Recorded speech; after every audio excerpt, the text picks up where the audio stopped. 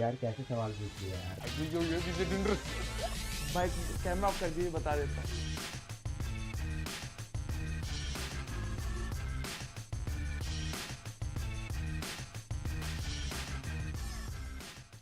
So who according to you is the most overrated rusher?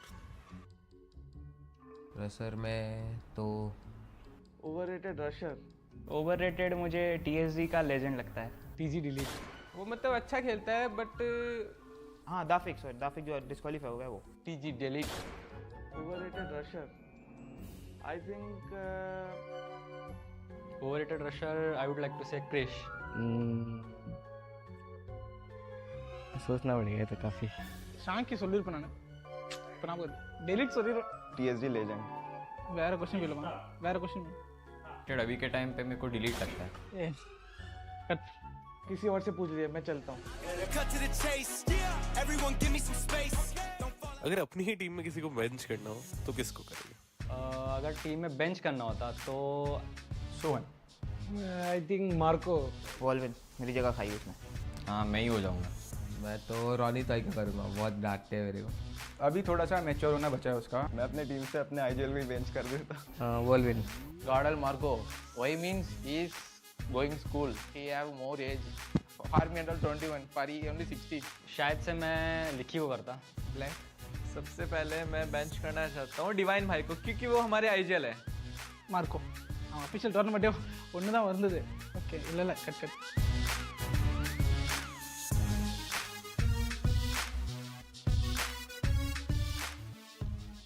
तो recruit तो मैं nightmare के एक मेरे दोस्त है पंडित, उन्हें करना चाहूँगा। वो मेरे काफ़ी अच्छा दोस्त है। और रिक्रूट करूँगा लिखी. Tahir Fugo bro. जैगवार को करूँगा टीम हिल से। CFF का वाइल्ड फॉक्स, क्योंकि बहुत टाइम से उसके साथ खेलता आ रहा हूँ। RG Ota. मैं रिक्रूट करना चाहूँगा पवन को. कीडी गार्ड। Killer FF. Duffy. अपने अर्श भाई को मारूंगा एक शॉट तो। अपनी ही टीम में अर्श भाई। हेड मारूंगा मैं अर्श को. मन्नू। हेडशॉट मारना चाहता हूँ दाफिक को. माफिया। पीजे हैशटैग डिलीट को चूज करूँगा. बस यो. Killer FF.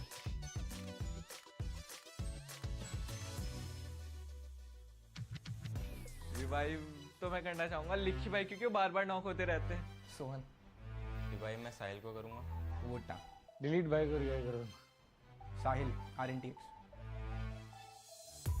Iconic. और रिवाइव में अपने आईजीएल भाई को ही करना चाहूँगा।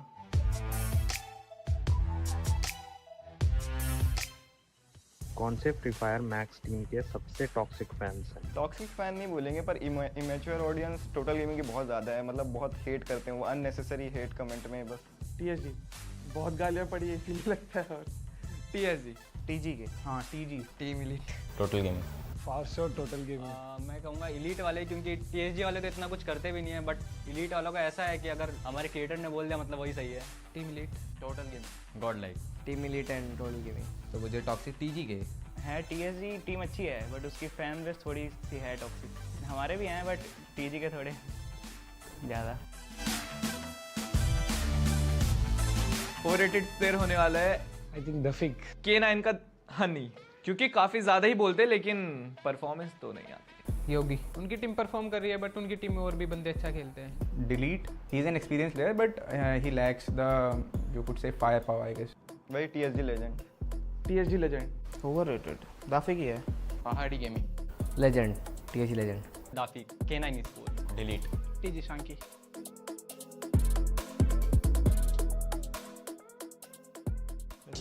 ये तो बड़ा टीम नेम तेरी है. ब्लैक बर्ड करके एक टीम है अभी. SA12. ये होने वाली है नाइटमेयर स्पोर्ट्स, क्योंकि बोलने में ज्यादा रहते, परफॉर्मेंस में फोकस करे तो बेटर रहेगा। एसोल. सोल। ब्लैकबर्ड, क्योंकि बोल रहे थे बहुत। Soul. SATL. K9. Soul. K9 esports जो अभी फिलहाल डिस्क्वालीफाई है। K9 esports. कोऑर्डिनेशन होंगे कितना कम यार होगा. SA12. सोल. जो जोंटी गेमिंग की अभी वाली जो लास्ट लाइट अप थी वो.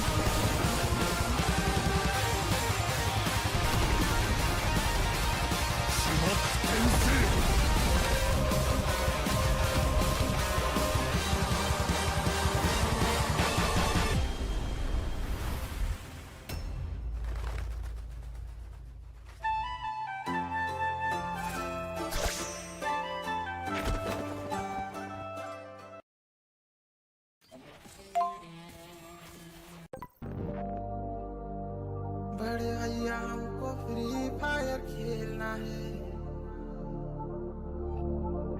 बड़े भैया हमको फ्री फायर खेलना है। बड़े भैया इसको हीलिंग बैटल में हरा दो। बड़े भैया हमको फ्री फायर खेलना है। छोड़ भाई हील बैटल कर लेते पर मेड किट नहीं है पास। छोड़ भाई फ्री फायर खेल लेते पर फोन में नहीं है नेट। छोड़ भाई फ्री फायर खेल लेते पर नहीं चल रहा दिमाग। मुझको फ्री फायर खेलना है, फ्री फायर खेलना। बड़े भाई फ्री फायर खेलते खेलते नेट उड़ गया। वो 2G के नेट पे पूरा मेरा दिन कटा। वो फ्री फायर फोन कवर वाला फोन भी खो गया, हो गया। बड़े भाई फ्री फायर खेलना है, बड़े भाई हीलिंग बैटल में हरा दो। बड़े भाई फ्री फायर खेलना है।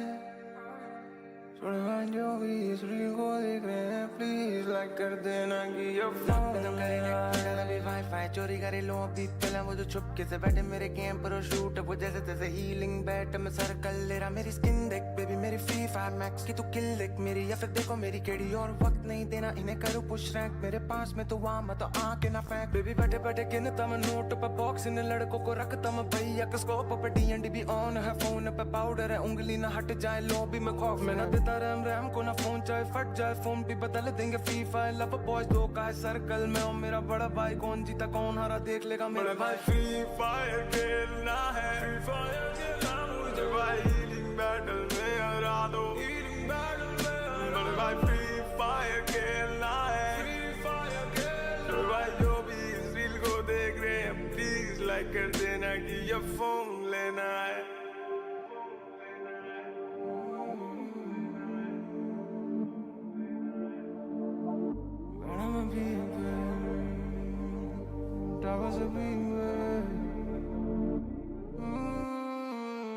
Bad on my peak, but I was a peak. ले पहन की यान में अगर की मौत मरे तुझे ऑफ करे। मेरी AK-47 गोल्ड है बहुत।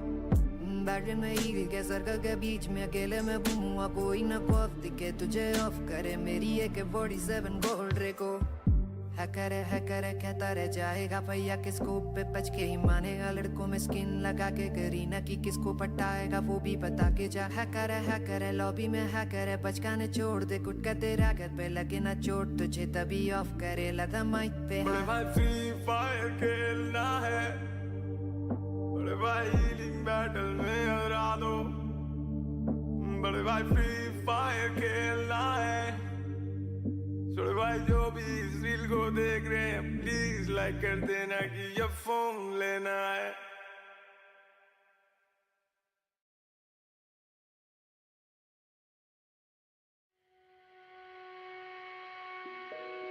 लाइव फ्री फायर गेम की तरह है। हम हर गेम जीतते नहीं पर हर गेम से सीखते जरूर हैं। मेरा नाम है प्रियंक पटेल। मैं एलजी यूनिवर्सिटी में पिछले 6 साल से बच्चों को ऑटोमोबाइल इंजीनियरिंग पढ़ाता हूँ। मेरे जो दोस्त थे उन्होंने बोला कि आप फ्री फायर अच्छी खेलते हो, अच्छी सिखाते हो, तो क्यों ना आप गेम सिखाने के वीडियोस बनाइए। और इसीलिए मैंने गेमिंग चैनल फ्री फायर की शुरू की। सुबह 6 बजे से लेकर शाम के 4 बजे तक मैं आपको एक सिंसियर प्रोफेसर की तरह दिखूंगा, और फिर शाम को 4 बजे से रात के 12 बजे तक एक हार्डकोर गेमर। फ्री फायर के वीडियोस में सबसे पहले मैं स्ट्रीमिंग करता था। एक टाइम ऐसा आया कि मेरी स्ट्रीमिंग पीक पे चल रही थी और एग्जाम्स आके रुक गई, तो मैंने कस्टम रूम्स क्रिएट करना स्टार्ट किया। और उसी टाइम पे एंट्री होती है 3 लोगों की, स्टॉर्म, AK और अल्पिन। तो शुरुआत तो हमने एक दूसरे के ऑपोजिट में खेलने से की थी, मगर बाद में पता चला कि साथ में बहुत ज्यादा अच्छा खेल सकते हैं। जो हम साथ में खेलते थे वो गेम से इतना अच्छा बॉन्डिंग बन गया। सो इट इज बेसिकली कि 4 दोस्त आप साथ में बैठे हो, गप्पे लड़ा रहे हो और साथ में गेम भी खेल रहे हो। कभी मिला नहीं, हम एक्चुअली में चारों एक दूसरे को कभी नहीं मिले। प्लान बहुत बने मगर मिले कभी नहीं।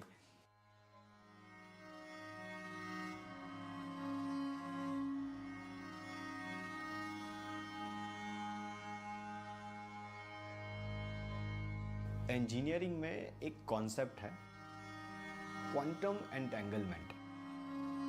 दो पार्टिकल के बीच में कितना भी डिस्टेंस हो, वो दोनों एक दूसरे से रिलेटेड रहते हैं। यहाँ पे हमारी जो दोस्ती है वो बिल्कुल क्वांटम एंटेंगलमेंट की तरह है। हम चारों एक दूसरे से दूर हैं, मगर किसी एक पे भी कुछ भी होता है तो फील चारों करते हैं, रिएक्ट चारों करते हैं।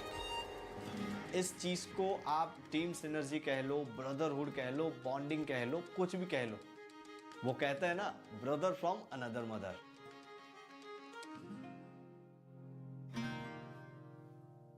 मेरा नाम हर्षित है और मेरा इन गेम नेम पीजी स्टॉर्म है। मैं Guwahati the city of temples में रहता हूँ। स्टॉर्म जो है ना वो एकदम रिवेंज टाइप का कैरेक्टर है, इजीली ट्रिगर्ड पर्सन आप बोल सकते हो। फ्रीसर के चैनल पे एक लाइव स्ट्रीम हो रहा था जहाँ पे कस्टम रूम्स होते थे। एक राउंड में प्रीसर ने मेरे को नॉक किया और मैंने एक राउंड में प्रीसर को नॉक किया था। फिर मैं और प्रीसर एक साथ ग्रुप में आए कि भाई कैसा लगा ऐसे करके।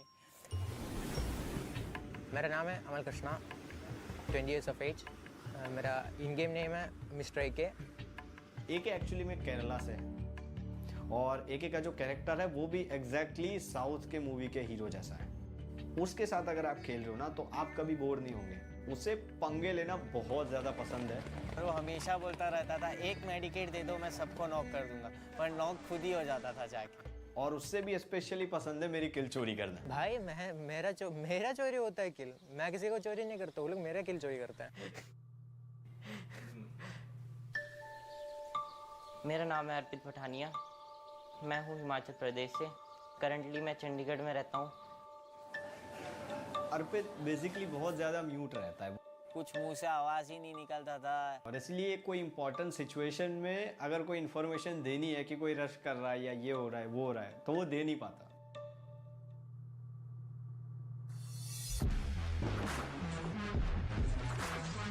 गेम में बेसिकली अर्पित और स्टॉर्म ये दोनों रशर है, क्लोज रेंज फाइट्स के एक्सपर्ट है और वो हमेशा आगे भागते हैं। मैं स्नाइपर हूँ और इन गेम लीडर हूँ तो मैं सबसे पीछे रहता हूँ। उन दोनों और मेरे बीच में रहता है एके, जो कि एक फ्रैगर है और एक असल्टर है। स्टॉर्म और एके जाते हैं रश करने के लिए, फिर क्या हो जाते हैं दोनों नॉकडाउन। स्टॉर्म तो बोलता रहता था कि भाई तू आगे चल, मैं तेरे पीछे कवर देने के लिए हूँ। और मुझे और अर्पित को जाना पड़ता है रिवाइव करने। नॉर्मली जब कैजुअल मैचेस खेलते हैं तो एक दूसरे की टांग खींचने में से लोग ऊपर नहीं आते। यही लोग प्रोफेशनल मैचेस खेलने जाते हैं, कोई क्रूशियल मैचेस खेल रहे हैं, रैंक पुश कर रहे हैं, तो एक दूसरे के गेम प्ले को इतना ज़्यादा समझते हैं कि बोलना भी नहीं पड़ता है और एक दूसरे को असिस्ट मिल जाता है। धीरे धीरे व्हाट्सएप के नंबर एक्सचेंज हुए, व्हाट्सएप ग्रुप क्रिएट हुआ और फिर हमारा एक टाइम था कि रात को 9 बजे स्ट्रीम स्टार्ट करना है। रूटीन बन गया हमारा कि 9 बजे है तो अपन गेम में आना है। स्क्वाड पे लोग वेट कर रहे हैं। व्हाट्सएप ग्रुप पे मैसेजेस आना स्टार्ट हो जाता था कि भाई आ जाओ। सुबह से लेके शाम तक 9 बजे का वेट करते थे, बिकॉज सभी लोग उसी टाइम पे ऑनलाइन आते थे और उसी टाइम पे खेलते थे। और अगर मैं लेट हो गया हूँ, मैं खाना खा रहा हूँ, तो मेरे को फ़ोन पे फ़ोन आ रहे हैं, सर कहाँ हो, 9 बजे स्ट्रीम स्टार्ट करना है, स्ट्रीम पे आ जाओ। उस टाइम पे बॉन्डिंग ऐसी थी ना कि अगर कोई मुझको बोल जाता है ना तो they R be like sir आप जवाब नहीं दोगे, आप क्यों अपना मुंह खराब करोगे, हम बैठे हैं ना आपकी ओर से। एक टाइम था जब स्ट्रीम पे बिल्कुल वॉचिंग नहीं आ रही थी, बहुत ज़्यादा डीमोटिवेट हो गया था मैं। इन लोगों ने फ़ोन करके बोला कि सर आप लाइव करना शुरू करो, आपको वॉचिंग आ जाएगी। मैंने लाइव स्टार्ट किया, 5-6 की वॉचिंग आ रही है। आई वॉज सरप्राइज कि ऐसे कैसे। मगर फिर मुझे एक दिन बाद पता चलता है कि ये लोग अपने मम्मी पापा के फ़ोन में लाइव स्ट्रीम लगा के बैठे थे। ये लोग एक बैकबोन है, एक रीज़न है कि आज मैं एक चैनल लेके खड़ा हूँ।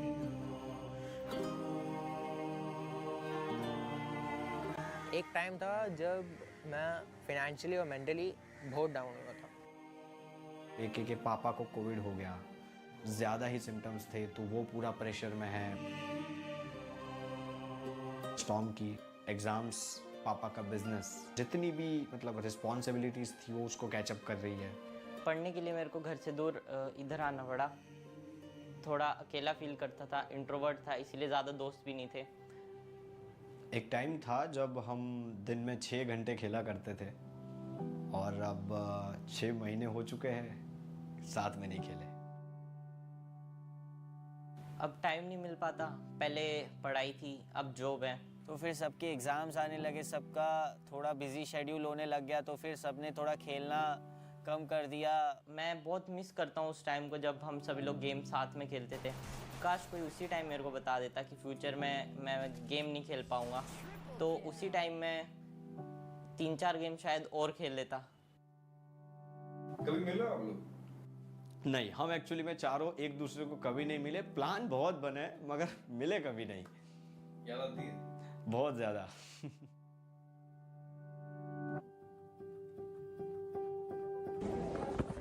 Finally guys I am super excited, so I can't believe कि मैं गुवाहाटी जा रहा हूँ। इतना मीटिंग्स कैंसिल हो चुके हैं कि हम लोग हमेशा इसके बारे में बात करते हैं, भाई कब आ रहा है, इधर चलते हैं उधर चलते हैं साथ में।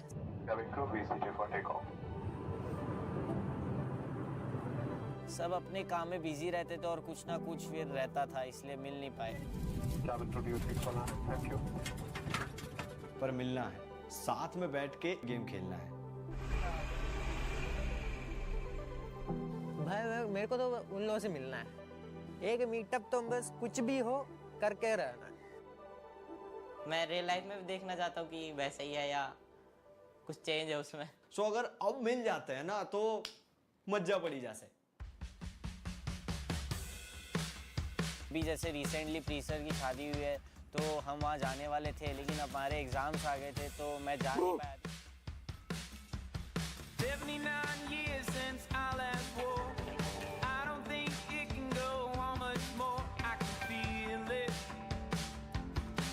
We can feel it. We got peacetime kleptocrats keeping score.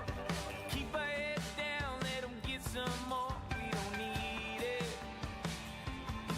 Let them see.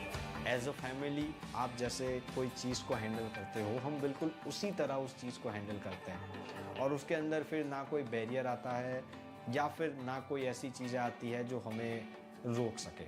As a family, as a quantum entanglement हमारी बॉन्डिंग है, सब बोल सकते हैं।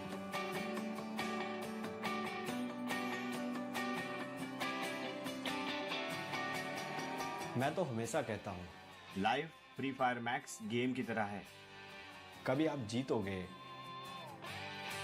कभी नॉकडाउन भी हो जाओगे, पर हिम्मत मत हारिए, क्योंकि गेम की तरह जिंदगी में भी कोई आएगा, आपको रिवाइव करेगा और एक ना एक दिन आपका बुया हो ही जाएगा।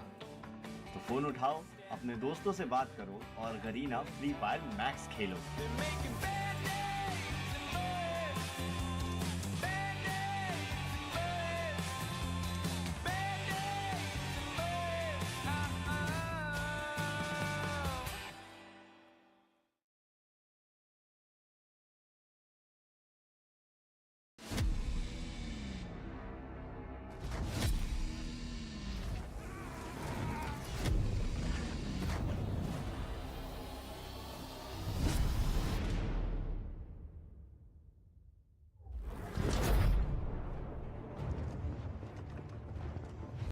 For years, we brought justice to our city.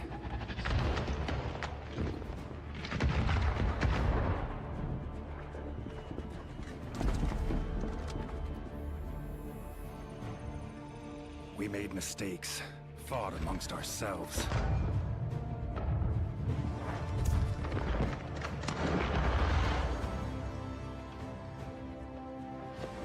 Many of us fell along the way.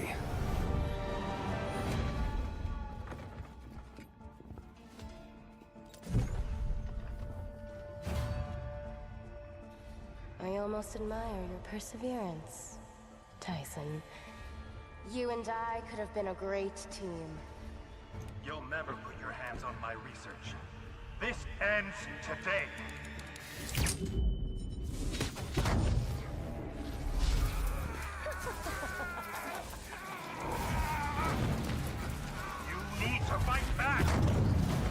Sonya is controlling you. No, old friend. She freed me.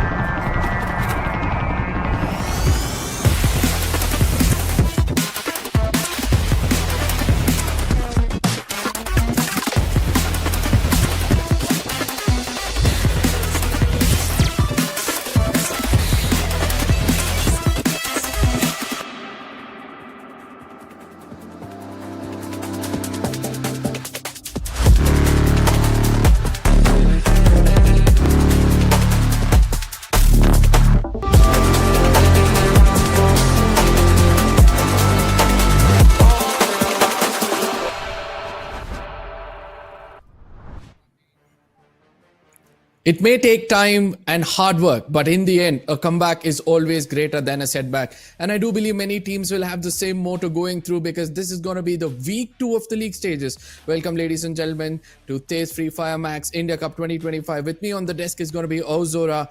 And I do believe a wise man once before said this sentence, and this time around, Ozora said it right before the stream.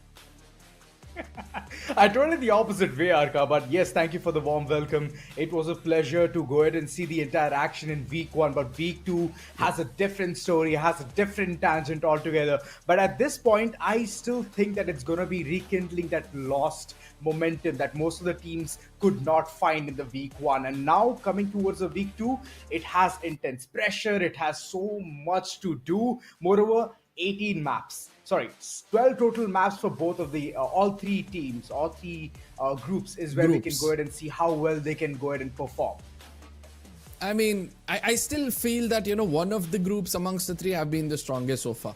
And they have been raking up points. They've been fighting it out in the very top. I think Group A has more of the such teams, you know, who have found that momentum. So B and C on the other side, since the competition gets so much more harder when they both are clashing it out, I believe they'll be the right set of groups to start things off in week 2. But for now, let's look at the tournament format. Before which, Ozora, you know, how are you enjoying this tournament so far?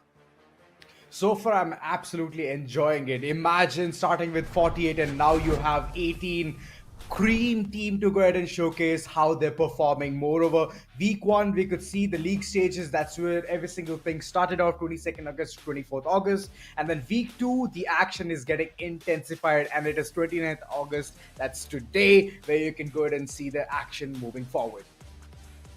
Absolutely. Now from here on, 12 teams, the top 12 teams will move on to week 3, where the rest of them will be given another opportunity later that week. But the important part is 8 teams from here are going to walk into Clash mode. But let's not forget that week number 4 is where things are going to turn much more interesting, because from there, number 3 to 12 is going to continue with 15 and 16, and then so on until we're going to have the top 12 teams who will be making it into the grand finals. The grand finals are going to be super intense, and this is just the beginning of it. Week 2, the journey itself is going to be so long for most of the teams that they have to perform. And the performance, if not there, then I would say that they're going to be bidding farewell real soon from the entire tournament. And talking about the entire CS format as well, let's just go ahead and take a look and understand how the CS format also works around and what are the perks to it, how teams are going to perform, which top 8 teams will get the opportunity. That's going to be decided from the BR mode itself. Yep, the BR mode, we're going to have it played across 2 weeks. Yes, and the first 2 weeks, we're going to be having all these teams play out in a best of 3. And then from there on, the team which stands at the top is going to have an opportunity to play on day number 1, whereas the other teams will play day number 2, and then we're going to have the grand finals. Well, true that. And this is the kind of action we all were waiting for. Clash Squad is one of the best places where you can see some intense 4v4 actions moving forward. And it's gonna be week 1, which is aka 5th September. 1 day of intense action for you guys to see who the victors are and who are going to move towards the grand finals. Week 2, 12th November as well. This similar kind of action we can see, and that's how we can witness the glory of this entire stage. Absolutely. And I'm waiting to see, because Clash Squad before I've not witnessed much, but the top 8 teams from here, because since they'll have a very, very good, firepower, the best amongst the 4 teams will head into the grand finals. And from there on, it's going to be an elimination format, which is going to go forward. The first 2 teams, one amongst them is going to go forward, the next 2 teams. And the most important part is all of us is going to be best of 5.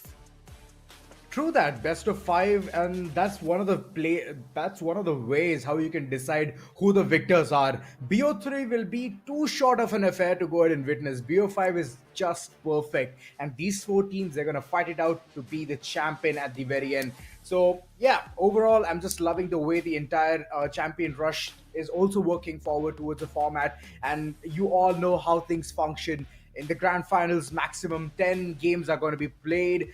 If a team reaches to 80 points, that's where the champion rush is activated. From there, if those teams who have already achieved the 80-point target receive a booyah, aka they get the championship. Else, if the things are going to head all the way towards the 10th map, then it's going to be overall first team which wins the championship, which means the amount of points that they've accumulated in the total of 10 maps is going to be the representation of a champion.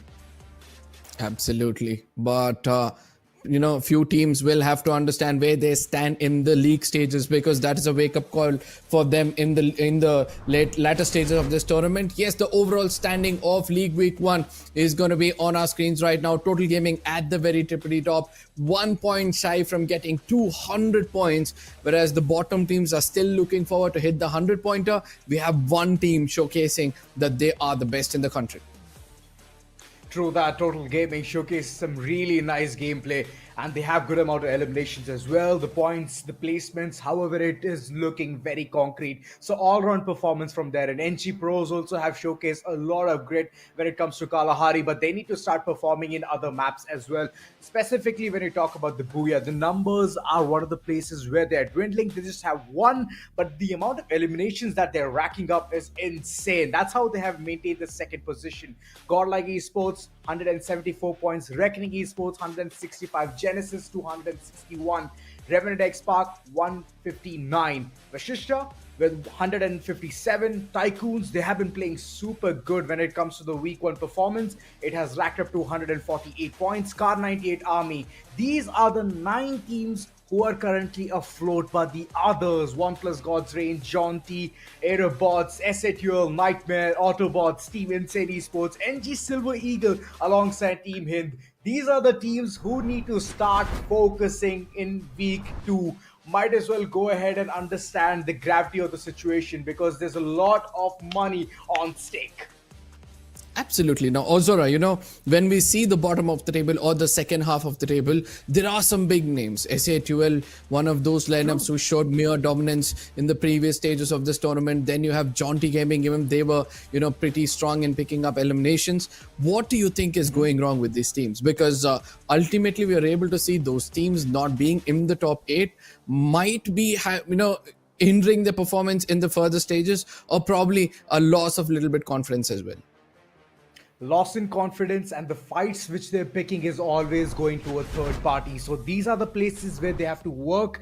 And here's the thing, right? They're prolonging those fights for a longer time. So might as well focus on eliminating a team instantly. But talking about the team list for today, it's going to be Group B and Group C, where Reckoning Esports, OnePlus God's Reign, they've been performing really nice alongside Vashishta as well. So these 3 teams, they are showcasing some intense performance, but the others, they need to start buckling up. And in Group C, well, yes, there are teams like Revenant X Park, there are teams like NG Pros and Team Tycoons who are showcasing such brilliant gameplays. But on the other end, Autobots and SATUL, Car 98 as well has been showcasing a really good gameplay. But Autobots alongside SATUL, they need to buckle up. Absolutely. Couldn't have said that better. But NG Silver Eagles, this team was also looking promising in the previous stages. Now having a bit of a setback. I would love to see a comeback from their side as well. Before we head into the game, let's look at the lineups. Let's see and understand which of these star players are playing it out today. For now, I'm going to look at the side of Team Hind because they need to showcase their true powers. Because so far, Abhay and Karma, Jaguar and Sid, they're not able to, somehow catch that momentum, somehow maintain that momentum as well. Because in several games, they do tend to get some points, but then they suddenly fade off. True that, and Merlord being the substitution, I've seen him perform as well. He has been the backbone of the team, so I would really love to see Merlord going ahead and showcasing the performance. On the other end, we have even Silver Eagle, Somi, Lexos, Jord, Mayank, all 4 players, lethal. But here's the thing, they wait till the very end. They play a patience game and then later on they expect to get some really nice rewards. And that's where they lack. They need to get those eliminations in order to stay confident till the very end. So let's see how well they can go ahead and maintain that balance.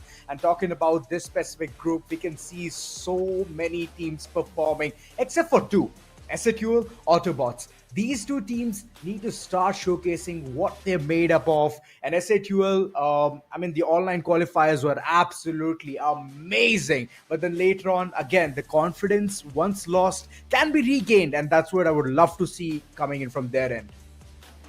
SAQL, Team Tycoons as well. This is one of those teams, right? Gopu, Amin, Hitman and Flash, where they've got that firepower within this team. All they have to do is believe in themselves, and so does the side of Autobots.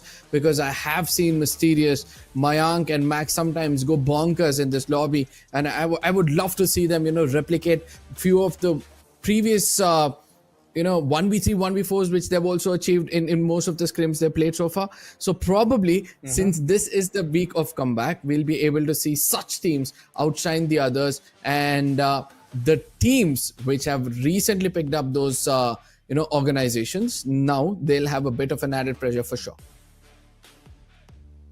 And well, talking about the places where all of these teams have been to taking those fights, getting those damage points alongside the Booyah, all of that is from the league stage itself. Total amount of 64,297 damage being dealt by NG Pros. The amount of eliminations surmounting, placement points surmounting. And Booyah as well, it is equalized, but overall Reckoning is also giving a really nice pound-to-pound action when it comes to damage alongside those Booyah points. The only thing is NG Pros have been a bit more, just a little bit more aggressive, and that's paying off for them. And that means Reckoning Esports will now look forward to, show a little more aggressiveness, a little more, offensive gameplay, because 105 eliminations in comparison to 96, and the most success rate for NG Pros is all thanks to their placement points so far. And let's not forget that it's not just about placement points, it's about survival as well. We have seen this team, once they understood things are not going their way in a 4v4, they immediately shift gears. They go into the defensive mode and only pick up frags in the final circles. And these are the couple of players who we can see going head to head in league stage week 1, reigniting the fire. Total number of eliminations coming from Cropsy is around 34. This man has been racking all of those eliminations, and he is looking crystal clear when it comes to the damage department, the amount of knocks alongside the assists as well. Every single thing dominating from the likes of NG Pros, and that's where you see the difference of night and day. And Roneth on the other end, yes, we could see some eliminations coming in from his end as well, 23 to be precise, alongside the damage being 18,835. But it needs to be more. It's just that the damage output has not been to the mark. No, he's a grenadier. As Ronit, I'm looking forward for him to use those grenades as well in those mid-range battles. Sometimes we have seen that Reckoning have done a decent job. So all thanks to Ronit. And I'm looking forward to see him be a bit on the front line assaulting as well, because he's got so much damage and all he has to do is convert those knocks to eliminations. For now, we're going to be looking at the map schedule yet again. Things are looking a little bit different. Purgatory, Alpine and Bermuda are the first 3 maps, right? And then comes down to Nexterra, Kalahari and Solara. So those people who have a kind of a positive mindset towards the default maps like Purgatory, Bermuda, they'll have to do something really good in the first half of the day. Exactly. Purgatory, Alpine, Bermuda. I mean, I get it. Purgatory and Bermuda are like those vanilla maps. Alpine comes later on.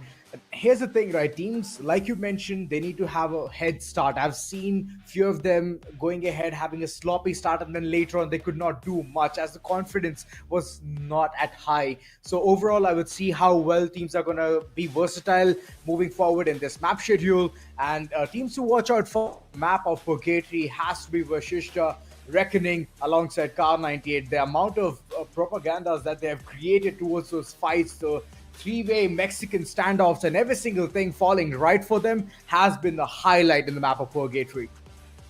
Absolutely, Vasista. They have a controlled aggression. And that's the reason why they've achieved one booyah. But also, let's not forget 19 eliminations so far. And all of a sudden, in the final few circles, we can see them shift gears. So does the side of Reckoning. But at places I've seen them outshine Vasista, and I'm looking forward for them to replicate something more. But whereas on the other side, Car 98, they've been busy picking up eliminations, but somewhere or the other, they do miss out on picking up those booyahs. So for that reason, I would love to see them stick together as a team. Try to attain that booyah by making sure that they survive until the very end. It's a very different trifecta. Car 98, sometimes they showcase some really nice positional advantage and positional skills. They give a lot of primary aspect towards a circle. And then later on, you can see another face of them, which is just going ahead, getting those elimination points. There's no midway to it. If they get that, it'll be perfect for them, getting the advantage towards the circle alongside those eliminations. And talking about the preferred drop spots for these teams, it looks like Campsite, Lumber Mill, Fire, and alongside Forge, these are the places where teams are not heading towards, but others are just loving Marble Works a lot.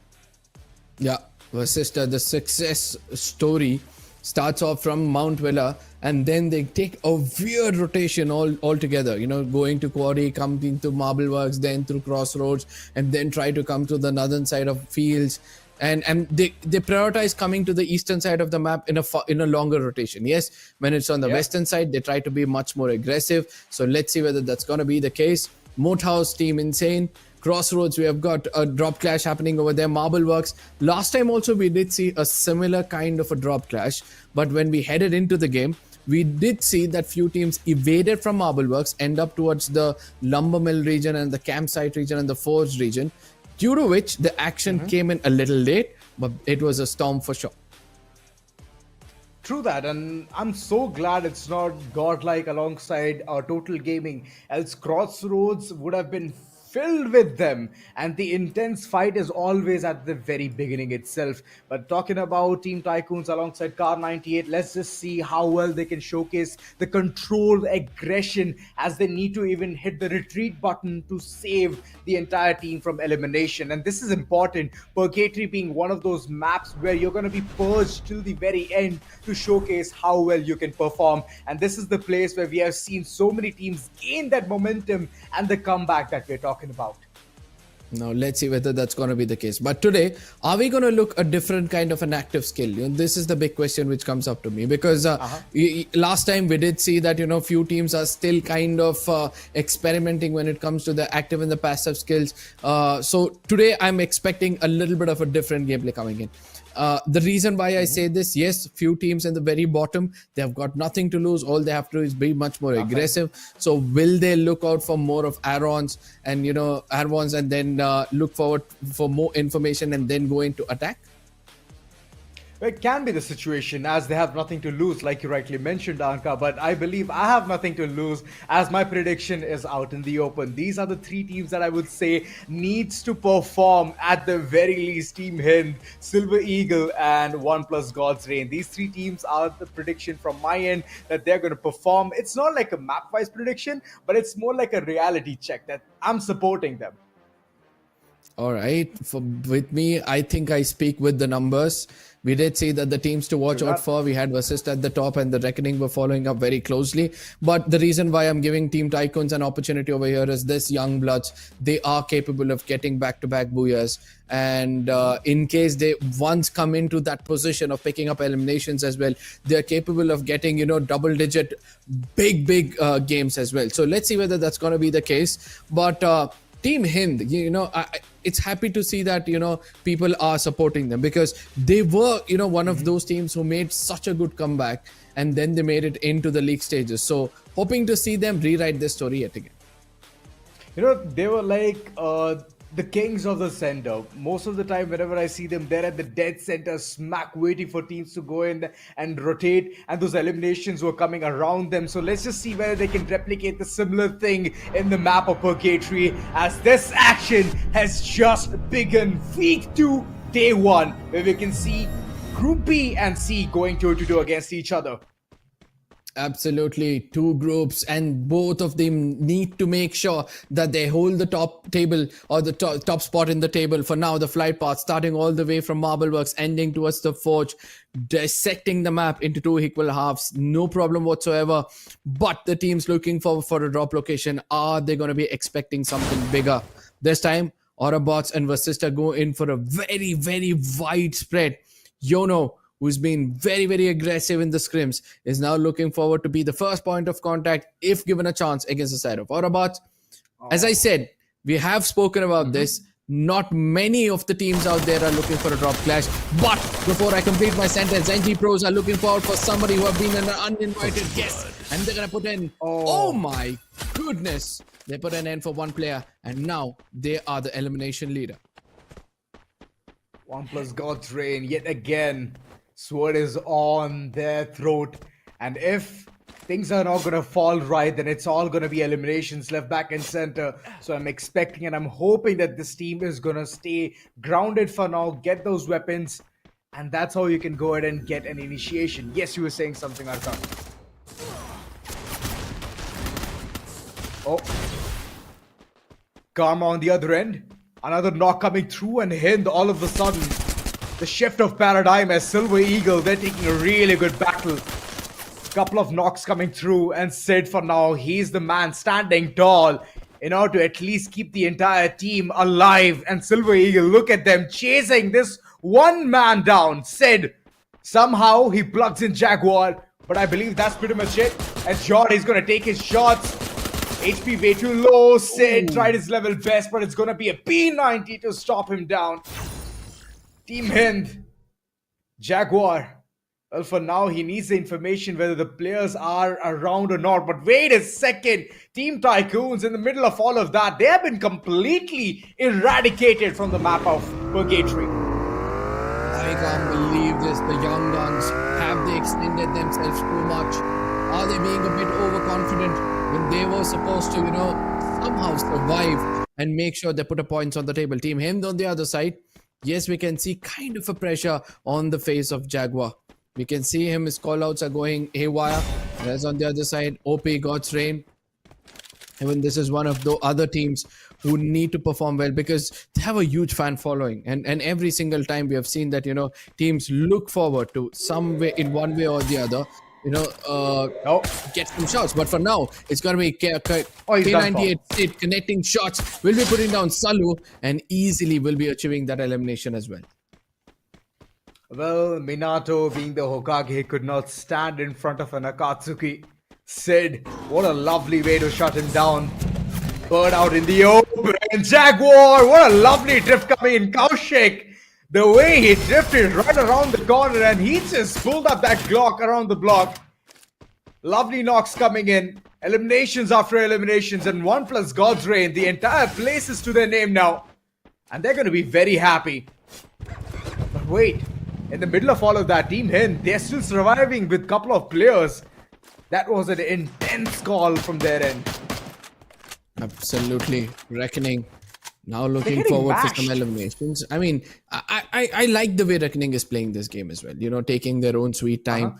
They first loot up, and now they target one player at a time. Sticking together, you can see the formation. Even though there's a player up front, they realize that one of the players has already been tagged off. He's been put under bounty, so it's important for him to survive. Whereas on the other side, K98 bot caught. Even he starts to pick up frags. K98, one of the reasons why this team has been successful in this map is because of their aggression. They hold the high grounds in their favor, and then they pick up those frags. One elimination. Alright, make it 2. Mayank, he's racking those points up. Vashishta. They need to start performing right about now as those players are dwindling down. Couple of players right in front, and Tiger, he needs to run away, you know, right in front. But little does he know that there are a couple of players hunting that one man down, and they're gonna do it in style. Tiger, somehow he has escaped from the bridges of Autobots, and that's a really good call. But this is one thing that Team Insane could not do: escape that moment. And they're gonna be taken down, eliminated from this map. Couple of teams long gone, and Autobots currently, their auto is not working like a bot. All right. Now things will start to turn interesting yet again. A point of contact, a skirmish between the side of Reckoning as well as OP God's Reign. God's Reign, at one point of time, we do see this team sometimes, and look at them. They're trying to set a fielding to make sure that if any team tries to come in for the revival tower, that is when they're going to punish them. But Reckoning, they've also thought the same. But it all comes down to the timing, right? Reckoning have been here earlier. Predator flies up and he doesn't expect Ninja to be there. Shots are going to be connected, and eventually one player almost on the verge of getting exposed. Whereas on the other side, OP Godson, as soon as he tags off a player, he's going to be falling back and trying to regroup with his team. Height advantage taken. And Reckoning slowly and surely feels like Reckoning is the one who's going to take the brunt force approach. 1+ God's Reign, they were prepared for this one, but wait a second. What a lovely way to go ahead and give the revival, but wait. This action has not yet stopped. Kaushik is constantly taking those shots, and it's working for the best. And if this thing happens, if it carries on with a similar kind of aggression, that this one player who thinks that he can do better here, Sohan, he's going to be taken down. And this is back-to-back elimination. One player still surviving. And wait a second, every single one of them has been plugged back in. Yep. Things are good. It's going to turn interesting now. But God's Reign, they do realize the revival has come through, and they're going to be looking at the skies for a bird hunt. Are they going to get it? Now that's the big question, because once they understood, oh, what on the other side? He's going to be putting one player down, Manish. He's going to be eliminated anytime soon. Winsmoke gets in closer. Path of Redemption is going to be the answer for the side of Winsmoke. The grenade is going to be tossed in, and immediately backup comes in for Water as... you know, it's got a Predator standing right in front of him. Will be putting him down as well.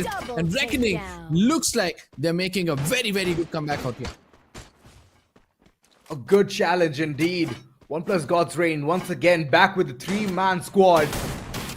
The action is yet to be seen, and Water, one big mistake. He thought about just lingering around in that corner for a longer time. And 8 elimination is what 1+ God's Reign has currently in their pocket, alongside the control of the vending machine as well.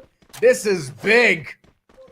Reckoning, couple of players, somehow they're surviving, and they've escaped from this entire place of Forge. A lovely battle, but somewhere I thought that Reckoning is going to punish 1+ God's Reign for their sins. But unfortunately, 1+ God's Reign, they have paid for their sins. 1+ God's Reign. Not what I was expecting from their side. 8 eliminations already, and they're looking like they might pick up this booyah. Whereas on the other side, we're able to see that Vasista, they've been the sufferers in this lobby yet again. We did speak about their rotation previously. I did mention about how they take that long route from that of Gold Course, and then they try to make a big, jump. They come in from the northern side of the fields. They're going to be sticking to the same kind of rotation. But the sad part is nobody's reading this. Car 98, they've got the highest ground in this lobby. So we can expect them to pick up frags very, very soon. Oh my god. Cropsy. Lovely knocks, lovely eliminations, and that one player who thought about going ahead and plugging a couple of players back into the picture from the likes of Reckoning has been taken care of. Silver Eagles right in front, and they are currently heading towards the circle slowly but surely, and there's this one player from Reckoning still around those areas. So let's see how well Non-Stop Pros are going to understand the situation at campsite. It's going to be either a warm bonfire or a cold one. Either of it is not going to end up well for one of these teams. Hind trying to push, make sure that they corner the side of God's Reign. Predator, Windsmoke and Kaushik, they're taking their time. Riptide Rhythm is going to be put at one corner to make sure they have view of what Hind is going to do. Predator and Kaushik sticking together as Windsmoke with that SVD is trying to check the off angle. You know, this is the best part, right? When each and every team knows the opposition's strategy, the counter strategy is something which keeps happening every single second. There's going to be a change. Look at what Hind is going to do. As they understood that the team is trying to fall back, they look like they're also going to fall back, but they're going to hide in a place and make sure they take advantage. As one of the players, Karma, with the high ground, has got complete information about this team. Ooh. Jaguar way too close to comfort. And there's one player far off from the likes of Team Hind, and now he is reunited in order to give the support with the healing pistol. Karma. Shot fired. Windsmoke, good shots coming in. And Kaushik on the other end, he has been taken care of, but the revival is going to be instant. There you go, Kaushik back on his feet, 4-man squad yet again with 8 total eliminations.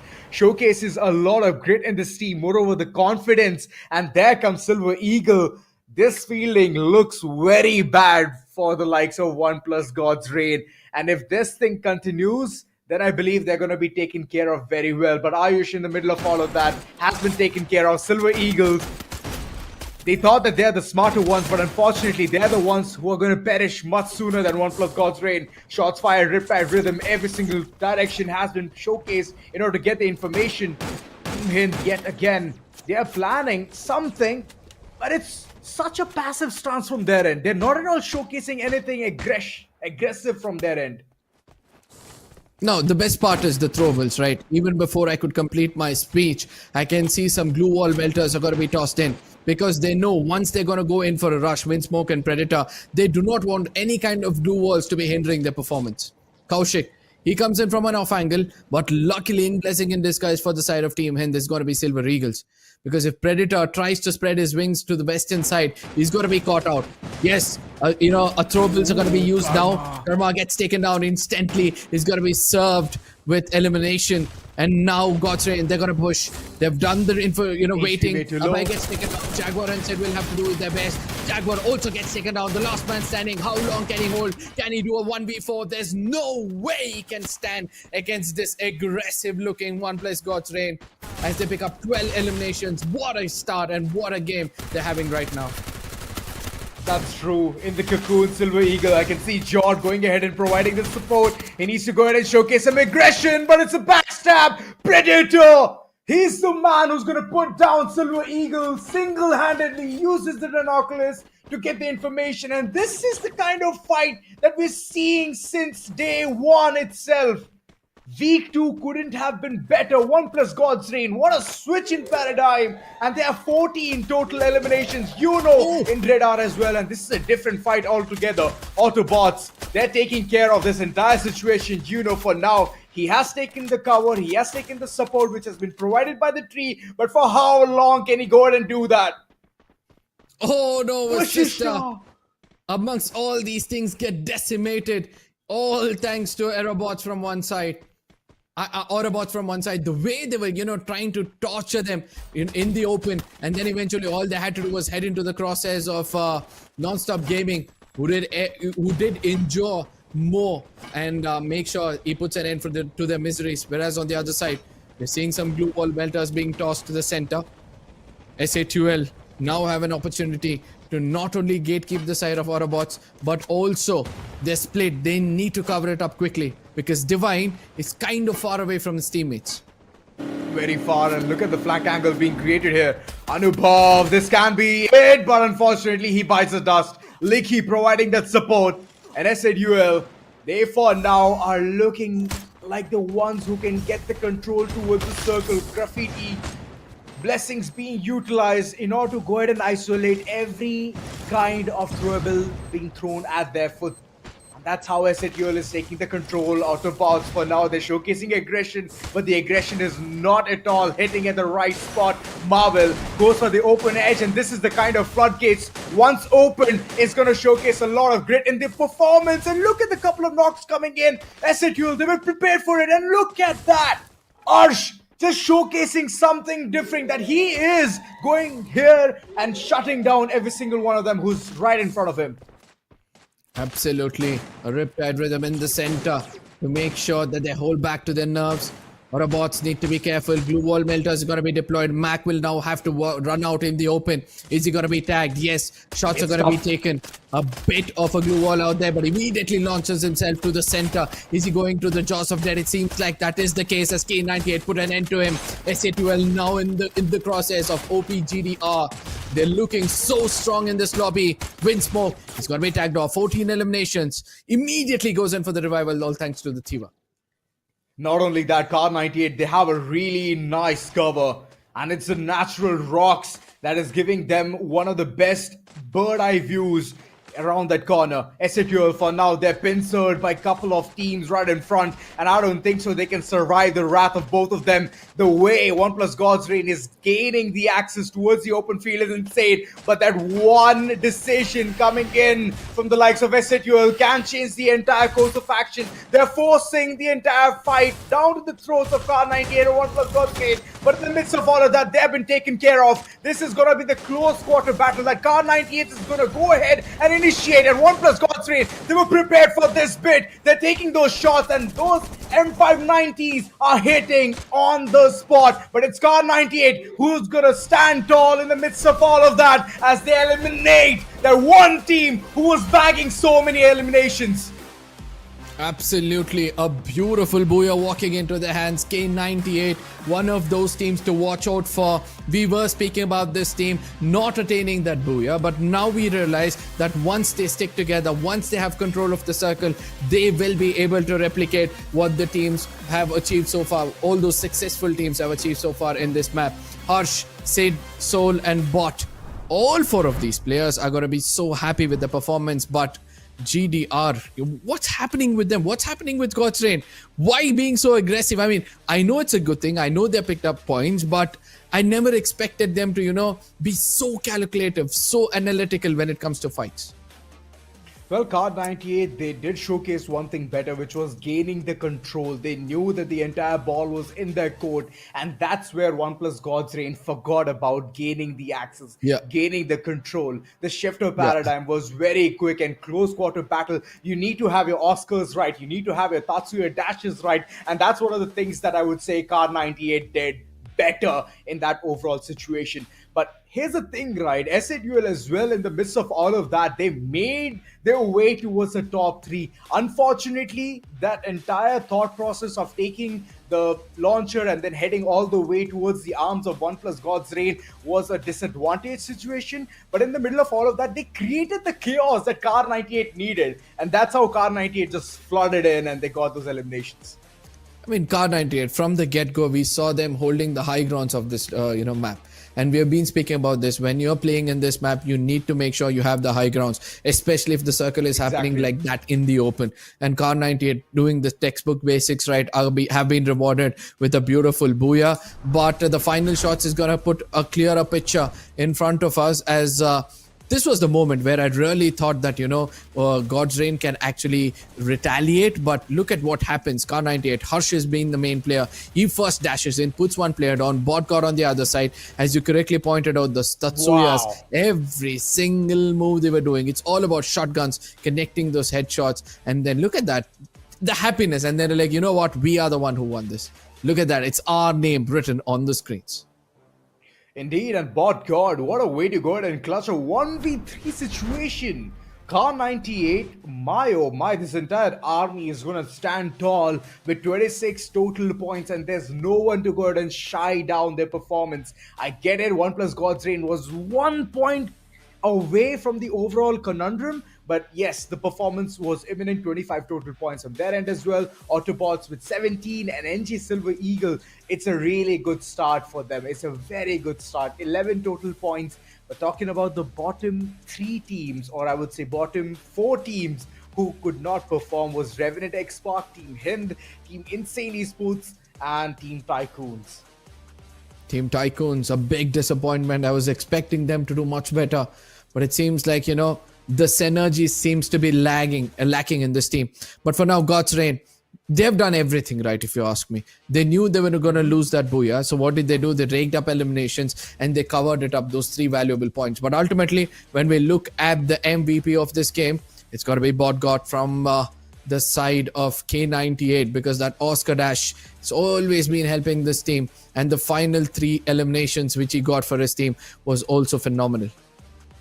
Of course, having those kind of initiatives from his end, being a rusher, specifically when you talk about picking Oscar itself, showcases that he was prepared for those final shots to even be showcased in front of us. And yes, we all know how M590 functions. Even with the recent nerf, Bot God's primary weapon of mayhem has been M590. And that shotgun, once it starts, it never stops. 6 total eliminations. And the kind of performance he's been racking up, I'm surprised. I mean, Car 98, right after the beginning, they are having such a good initiation. So just imagine the kind of confidence that they can have moving forward in Alpine and alongside Bermuda. Yep. And the complete team, even if the composition of this team is very, very nice. You have Chrono on one side, then you've got Skylar to make sure the long range is cleared. When it comes to close range, you've got Oscar and Tatsuya, both of it, making sure that there's no way teams will have an advantage to block both the sides. Yes, one side comes Soul, other side comes Bot God. I did see that a Chrono Shield was also used against them, but they tackled it really well. Yeah, true. That's how you do it. Moreover, here's the thing, right? I love the way Solo is even bringing in Shani. Specifically, when you talk about when you have a level 3 helmet or a vest, you need instant fix. Yes, Shani is going to provide you every single thing that you need to get that armor and the helmet to be on point. And that's the kind of performance we could see coming in from this team as well. Car 98, this is just the beginning. It's just Sid who could not embark the journey of having a 4-digit damage. But other than that, he has provided some really good, valuable assists overall to the team.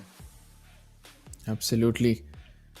And Antonio being the new passive skill for most of these teams is also very different. We'll be discussing more about it. For now, yes, 2,300 damage and 5 eliminations is from one side of the story, whereas on the other side, Bodgot being more clinical will be helping his team. When we look at the overall game summary, we see that 134 glue walls being destroyed. Not as much as we thought it would be, but the longest elimination distance, 312. I believe one of the longest in this tournament. Yes, it has to be one of the longest, and it hasn't been dealt in the map of Kalahari or in the map of Alpine. It's in Purgatory. Yes, you heard that right. And 312. My oh my, this is absolutely amazing. And talking about the total number of glue walls being destroyed is 134, which we have seen much bigger numbers. But let's just see how well the entire team is going to perform and how well they can increase the total damage up to 50k plus. And that's where I'm expecting teams to also go ahead and understand what's happening overall in the map as well. We could see some lovely rotations coming in from Vasista, and those kind of rotations are very, it's just ignored.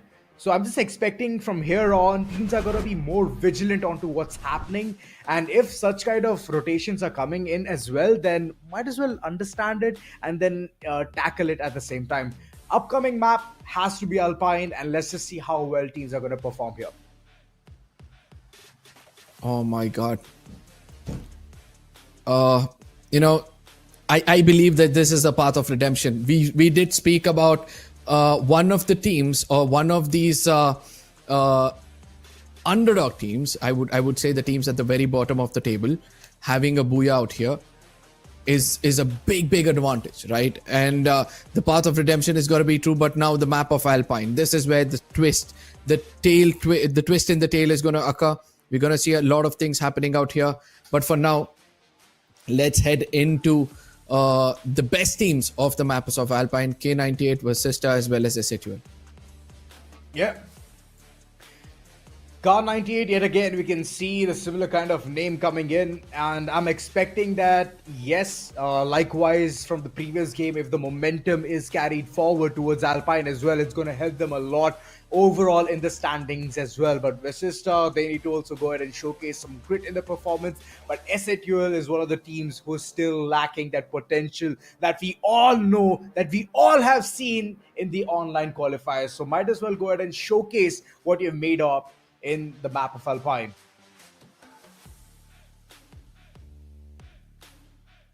The map of Alpine. I somewhere feel that, this Chinese urban warfare, which, Alpines bring in, it's going to make sure that teams who have a bit of a controlled aggression are always being gifted. Because Car 98 in this shows 8,000 damage and already having 2 booyahs. That shows that you need to survive until the very end. But looking at the drop spots, we're able to see that Vantage is going to be completely empty this time around. Non-stop gaming and reckoning having a bit of a skirmish at the militia region.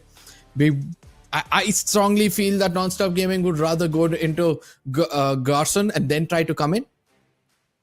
Garrison But can be a really good position for most of the teams. I completely understand that it's topmost corner. You can easily go ahead and glide your way through towards the center as well, calling in the rotations. So overall, it's just a tentative location where we can see. And Railroad being one of the places where OnePlus God's Reign is going to stay, this seems a bit icky. As we all know, they're going to instantly go in for Sunside, or they can go for Carousel to go ahead and take those fights. Dock as well being one of the places where they can rotate towards. And I feel that the center part of Alpine is going to be a bigger skirmish than what we're expecting for. Absolutely. Now, the Fusion region, I see that 3 different teams are going in for a fight. One is going to be Versista, the other one is going to be Silver Eagles, and then also we have the side of Autobots, right? All these 3 teams are in the middle fray of the overall standing, and they can't have a bad game. They need to make sure that they build momentum from this moment. So I somewhere feel that, they're going to be clever enough to evade from a fight, but if some team is wanting to pick up eliminations, who is wanting to look aggressive, probably they could be rewarded, or it might backfire as well. Most of the time I've been thinking that the way the entire situation was tackled from the likes of Team Hind when it comes to Purgatory against OnePlus God's Reign, that one player Karma who was staying behind enemy lines and he was just intact on the tippy top, the hill position, bird eye view, absolutely amazing. But later on he thought about rekindling with his team and reuniting and taking the fight against that one solo squad who was eyeing on them for so long. Just imagine if Karma was far away and he was the only person surviving. He could have brought back the entire picture of Team Hind. So I'm just expecting certain kind of plays. And if you think about something, then give your 100% to it. Don't stay in the middle just thinking that, okay, this might or this might not backfire. Just stick to one decision, and that's how you can be more certain about what will happen next. What's going to happen next is looking at our predictions. I would love to see what you've done so far. Car 98, yes, they've got that momentum now. They can, replicate it, bring it over here. SATUL have been the wounded lions, so that's the reason why both of us have got it out here. Autobots, you're going to be choosing it. I went in for God's Reign because they've been aggressive from the get-go, so we can expect them in the top 3 this time around. But non-stop gaming. This is one of those teams. If they get the center of the circle, if they know the momentum of the game, they're going to walk away with so much elimination. So I'm relying on more of those teams who are going to get eliminations, and you're relying kind of for those teams who rely on placement points. Exactly, and most of the time, whenever I've seen Car 98, they have been showcasing now all of a sudden both the things, the position advantage alongside those eliminations as well. In the previous one itself, it was 14 eliminations strong. So let's just see how well they can go ahead and showcase or perform in the upcoming one. And yeah, OnePlus God's Reign is a really nice pick coming in from your end, Arka. I mean, the previous one itself showcases that they have woken up on the wrong side of the bed. They chose all of that violence over some points over getting those advantageous position, which is those position advantage like 12 points of Booyah. So let's just see how well they can go ahead and form this one situation for themselves in the beginning itself. Absolutely. Now, we're going to be heading into the next map, ladies and gentlemen. I hope you guys are prepared, because this is going to be the map of Alpine in the day of redemption. One team has already started off on a very good note, and a very big one indeed. And slowly and steadily, we're able to see that several other teams are also looking forward for a controlled, aggressive game. The flight path starting all the way from docks, ending towards the Ocean View region, is going to respect every single team to go to their drop locations without any hassle. That's true. And I can see that one player from the likes of Team Insane, he's heading all the way towards Carousel. And this is not a good sight as Kaushik is very close towards that area itself. And OnePlus God's Reign, this can be that one freebie that they're waiting for. Sid on the other end. These are those individual battles that we can see right off the bat. And the others are slowly but surely going ahead for those loots. And they're getting all of those weapons to go ahead and showcase some more chaotic moments. Fusion being one of the places where we can see 4 teams towards that area. So that island looks jam-packed. Absolutely. And as I said, teams will have to take it a little slow. No drop clash whatsoever. He did try to do his best. He tried to, spread his wings a bit, try to get closer towards the Fusion region and see whether, he can tag a player or two. But since he did not succeed in any kind of information gaining as well, now he's going to come with one of his teammates, Amin.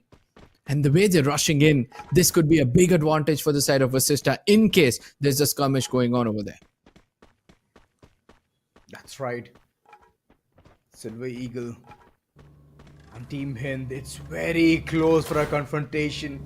And I know for a fact that NG Pros, they're just taking random shots in the air, trying to lure all the enemies that come here. This is the prime spot for Mayhem. And let's just see how well you can survive against us. But he's under the radar. This is one of the places, this is one of those islands where the fight was about to brew. And this is just gonna be an epic show to watch. Nice control being established. Mysteria is taken down. And that's one of the negative parts of being out in the open and not expecting what the enemies are gonna do next.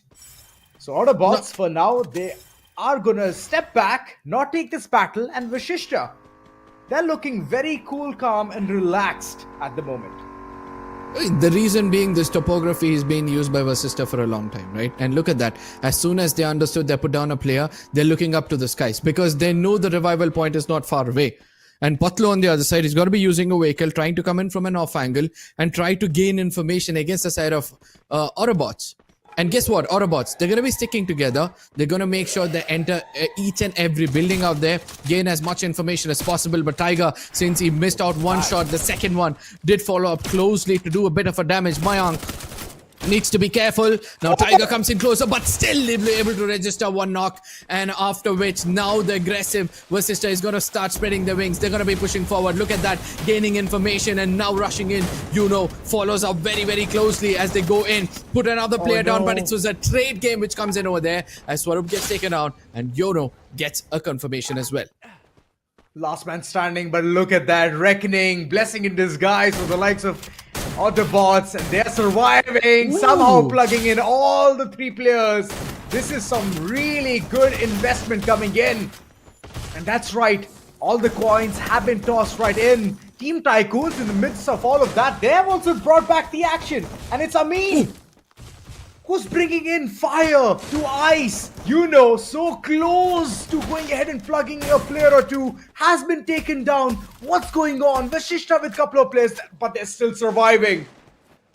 Now this is where comes another team altogether. Team Tycoons, they're hungry for some eliminations. And now the food is being served. How much can they chew upon as they get in closer? Reckoning, Sohan and Flash so close to one another, but eventually Flash falls back, making sure he gives an opening for Amin, who is cooking up a grenade, will be doing a bit of a damage. Sohan gets taken down. Swarup on the other side goes in for the revival. Immediately there comes a proper trade. Gopu down on his knees, needs to be careful. Flash also gets taken down, and all of a sudden Reckoning are able to gain control of the situation. 4 eliminations so far. The revivals might also come through, but before that, Ronit gets taken down, and Ninja on the other side will be able to save his teams as well.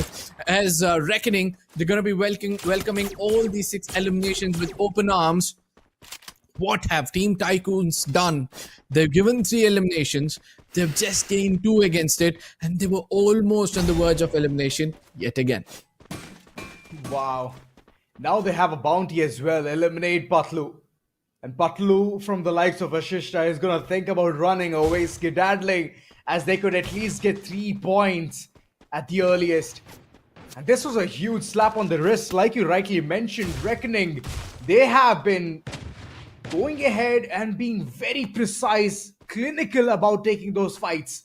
Non-stop pros in front of us. The action is still yet to be seen as snowfall. The entire ice is going to melt real soon. Snowfall. Which among these teams are actually going to fall? NG Pros. Now they're trying to, make it into the circle, but before which they're being very, very cautious. Anubhav is going to be the frontline player to gain as much information as possible. But right behind them is the side of GDR. They need to be careful because GDR, we have seen how aggressive they can be. But again, Revenant X-Spark versus Reckoning, another kerfuffle taking place. And yet again, it's going to be the very same place where Reckoning have raked up so many eliminations. That's true. And now looking at the way teams are just trying to find their footing, trying to find their real estate. Team Tycoons in the middle of that. They could not find a single compound in the map of Alpine, which could be called a safe house. And unfortunately, they're going to be eliminated. Revenant. What are they up to? Shots fired. Reckoning no. right in front. This could be it. But here's the thing. It's NG who's taking a fight against those one team who was so aggressive. 1 plus God's Reign. And looking at the way 1 plus God's Reign has shined upon this place, it just looks like Gopsy, no. He needs to do a lot of heavy lifting. Couple of players stacked up right in front of him. Shots fired. M590 all racking up. And Manish, he goes ahead and gets a double takedown for himself. This is a big blunder. But NG Pros, they're still surviving by the skin of their teeth. NG Pros need to be careful. Corpse, the front line assaulter is suffering. Shots are not getting connected, and due to which the pressure is going to mount over their shoulder. From here on, I'm waiting to see how they're going to make a comeback in this game. Look at that, immediately evading from the snowfall region. They'll be coming to the, forest red region. To the very center, where they've got a bit of a compound. Yes, they can loot yet again. Team Him not far away, slowly trying to make it closer towards them. But Vasista yet again with an amazing rotation altogether. But for now, NG Pros, since Silver Eagles were very close to them, there's going to be another fight taking place. But Anubhav is going to be using all his experience and taking that jump shot, will be registering and getting that elimination as well. Imagine going ahead and evading all the landmines in an instance and taking that battle was super important. NG Pros, they needed the confidence, they have gained it, and now looking at the way the compounds have been taken and claimed theirs, SATUL versus RNTX, this fight has waited for so long, and I would love to see how this skirmish even looks like. KD God, he's on the aggressive stance, and the others, they're just trying to gain the information. Knowledge is power. And that has been the motto for the side of RNTX in this game. So does the side of NG Pros as well. They've got all 4 of their players coming in over here. Vasista yet again holding that corner of the circle, which they feel will be the final circle in this game. But for now, SATUL, they've been like a patty in the sandwich. Neither can they activate a fight against RNTX, nor they can activate a fight against Vasista, because either of the way, we can expect a third party coming in. And if you see the northern side of your screens, the upper part of your screens, we're slowly able to see that K98 is trying to come into this very vicinity as well. So there could be a lot of action taking place out here. But Team Insane, it seems like they have an idea that there's another team very, very close by.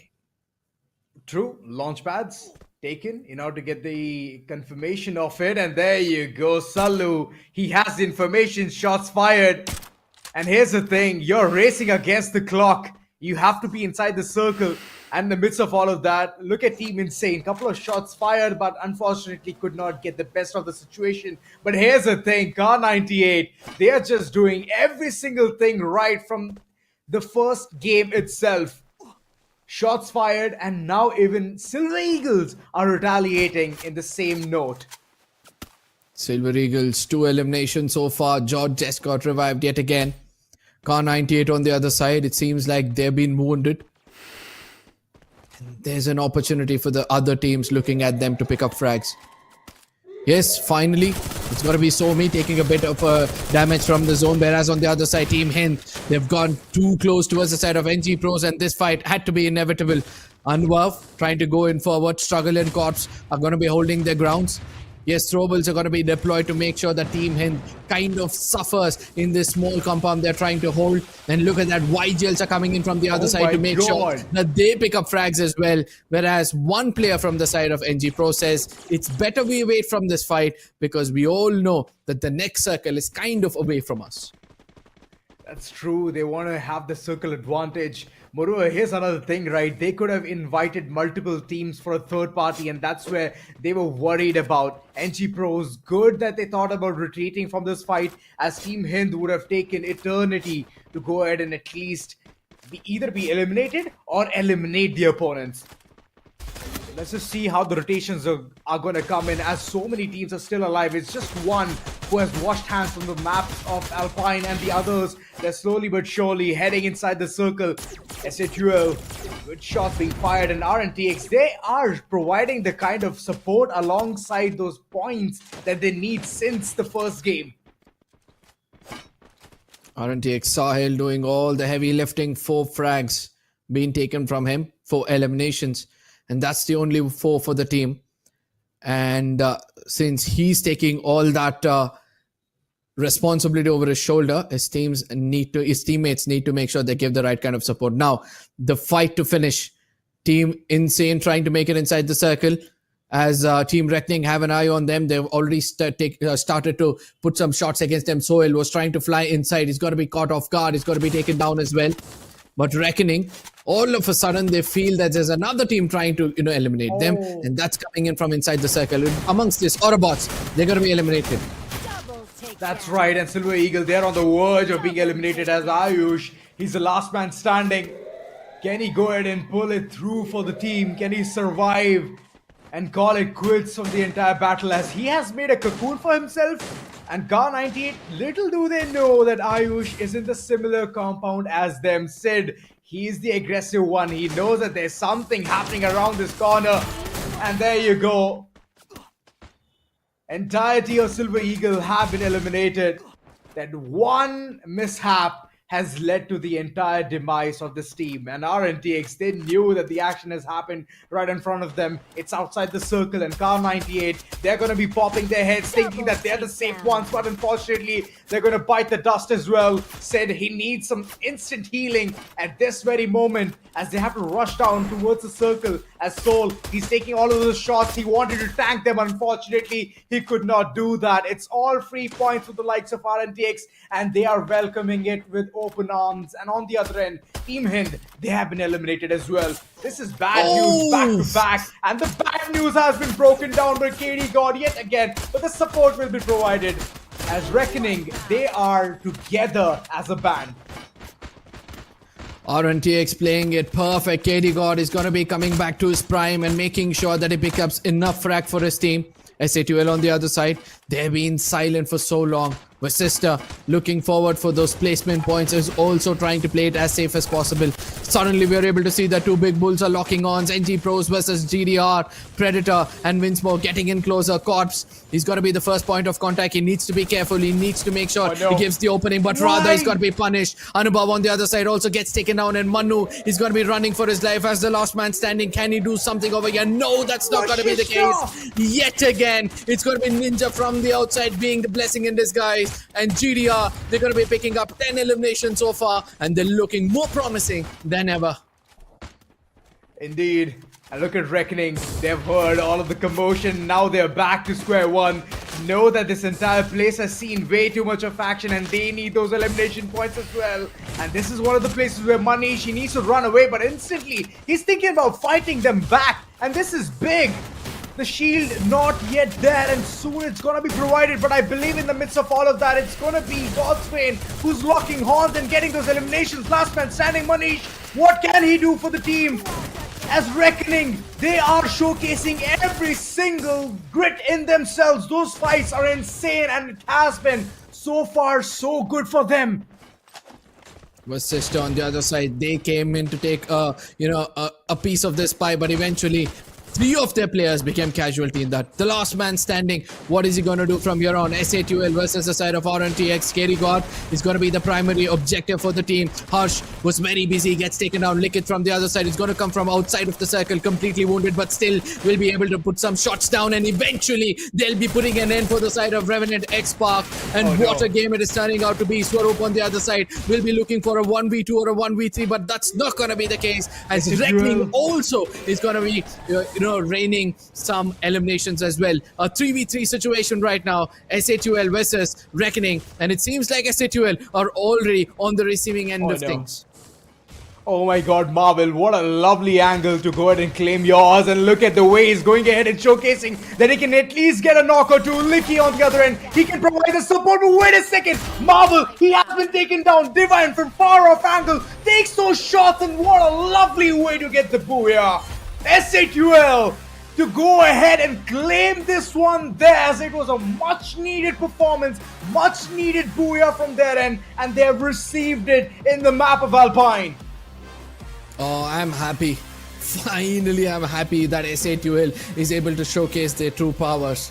Because the way they were, trying to play this game from the beginning, it seems like, they didn't want to get into any kind of fights. It was all about prioritizing the circle.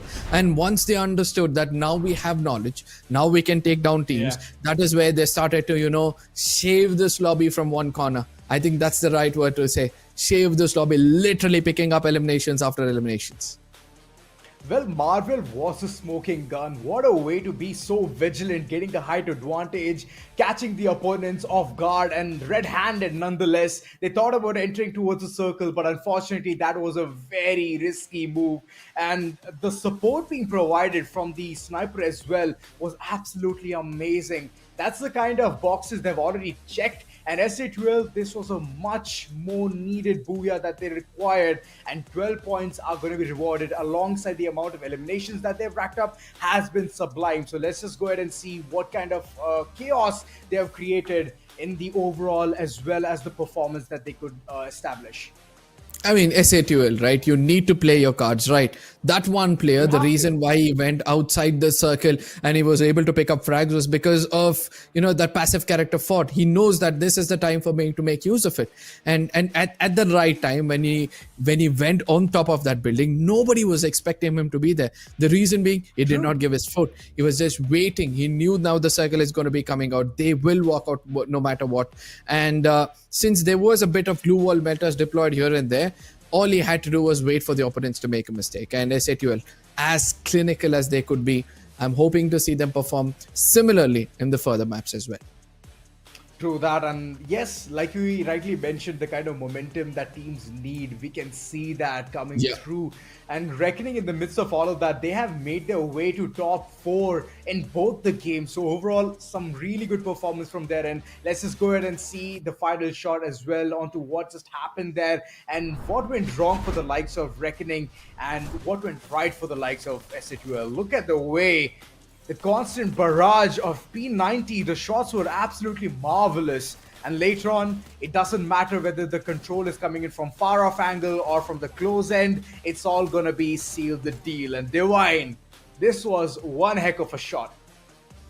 I mean, I love this strategy, making sure that Divine is inside the circle and the rest of them are just going to restrict the opponents. It was not about you, trying to make sure that you pick up frags. It was like taking advantage of the blue zone as well. Making sure that the zone does most of the damage, and then you try to come in and pick up those frags. So coming back, the match number 2, we have got SA2L getting that booyah with 26 total points with 14 eliminations. A similar storyline being written from the side of Reckoning with 23 points in total, where they've got 14 eliminations and GDR as well. They've been in the top 3 with 17 total points. Well, this is where things are falling down for the likes of Team Insane, Car98. Well, they have already performed one game better in the previous one, so let's just not analyze what's happening there. But NG Silver Eagle, Team Tycoons, Team Hind, Autobots, what is happening to them, Arka? Could you please explain?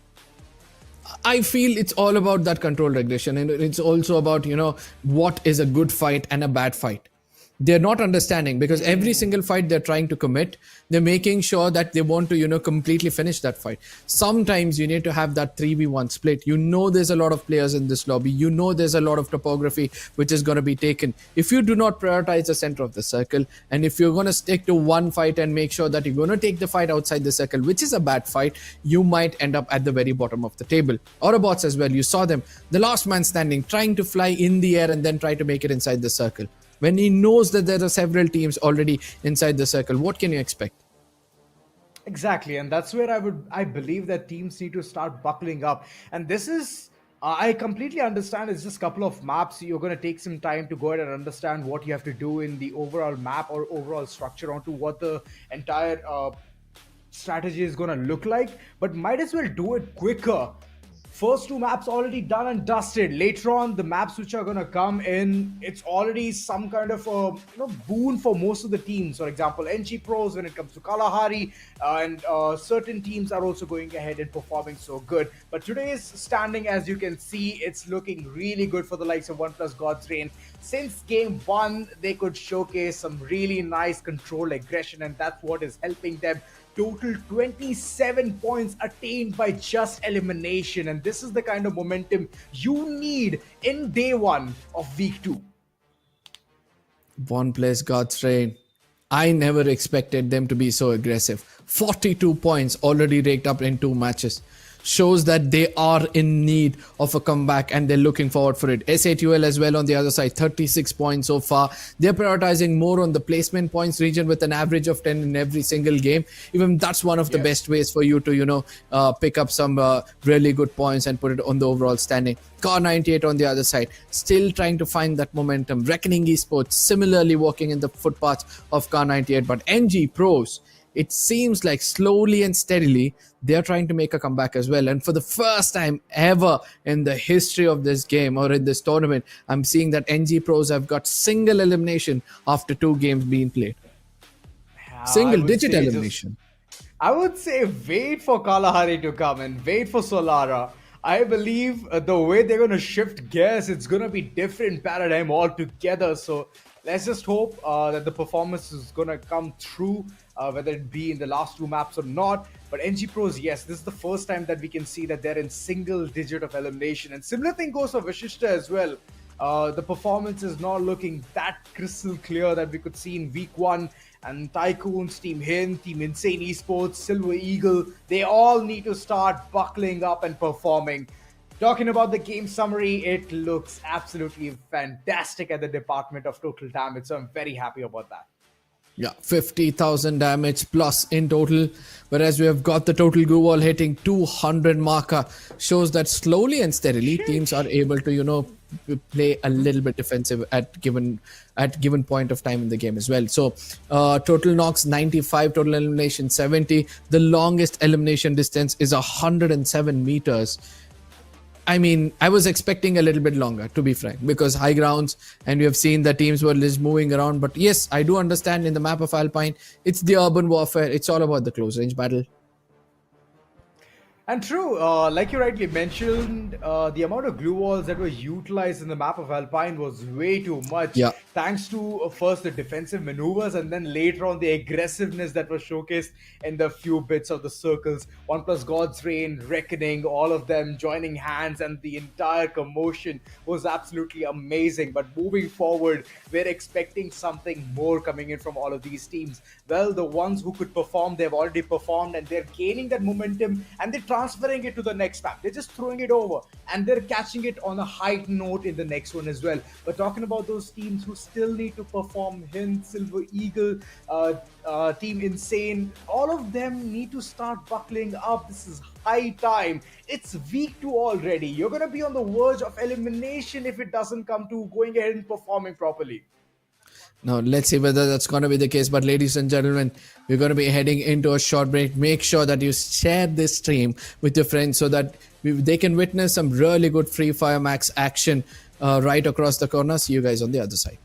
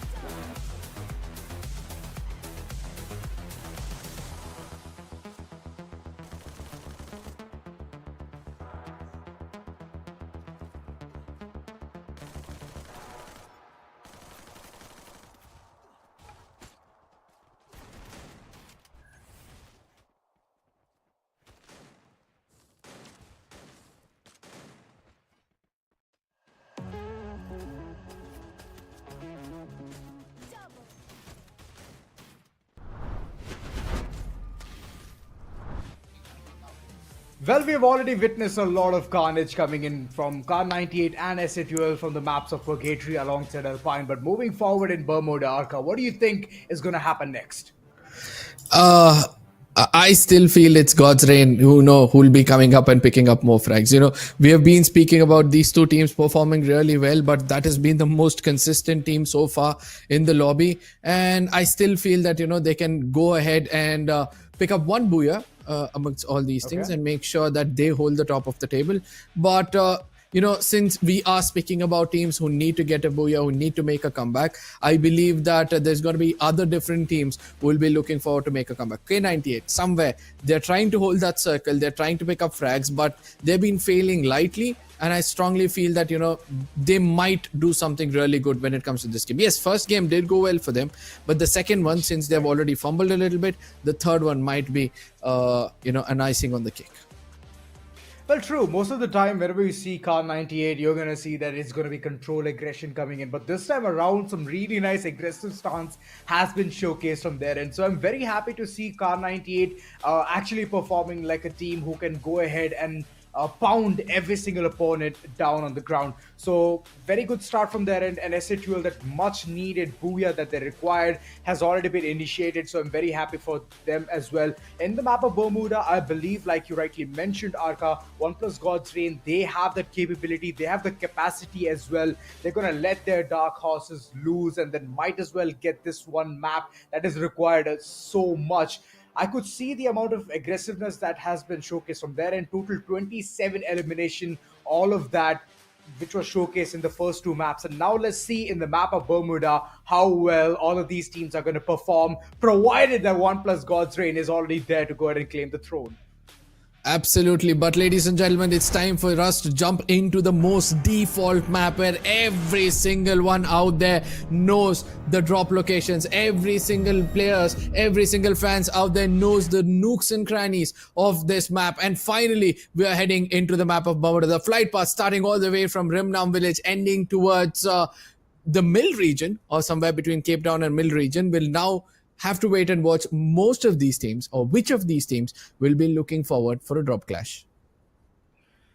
Well, teams are prepared, and looking at the way teams are going to respect the following places as well. Sentosa being one of the places I believe that most of the teams are not going to head towards, but let's just see what RNTX is up to. Kotatua being one of the places where I can witness some kind of action, but most of it is going to be towards the western side of the circle. And there's just one spot, at the spot of peak, we can see so many teams forming somewhat like a cocoon to take a fight and get those eliminations. And with that said, I believe it is going to be the likes of Reckoning who has initiated things on a really good note. Finally, we see an elimination from in the beginning itself. Reckoning. This is one of those teams I was expecting to perform well, and eventually they get taken down. And the next team following up closely is going to be RNTX and Autobots. It seems like some kind of a devil has entered into this team. 4 eliminations in their hands as well, and they'll be looking forward to pick up some more. And look at this. We were speaking about a comeback. We were speaking about teams who need to perform well, and slowly and steadily, since teams have started to realize they have nothing to lose, they've started to pick up frags. They're looking for another ray of hope before the end of this day. They're looking for a lot of action. But whenever you talk about getting the information, even the walls have ears. And look at that. Shots have been fired, but it's all towards the peak area. But now Autobots, they're going to relax, they're going to chill, they're going to imagine about how the entire action went through. And Reckoning, most of the time, they have been crystal clear when it comes to the peak fights. But this time, and the previous time as well, they could not perform. And I believe that's the kind of hindrance, the blockage is still there in their performance.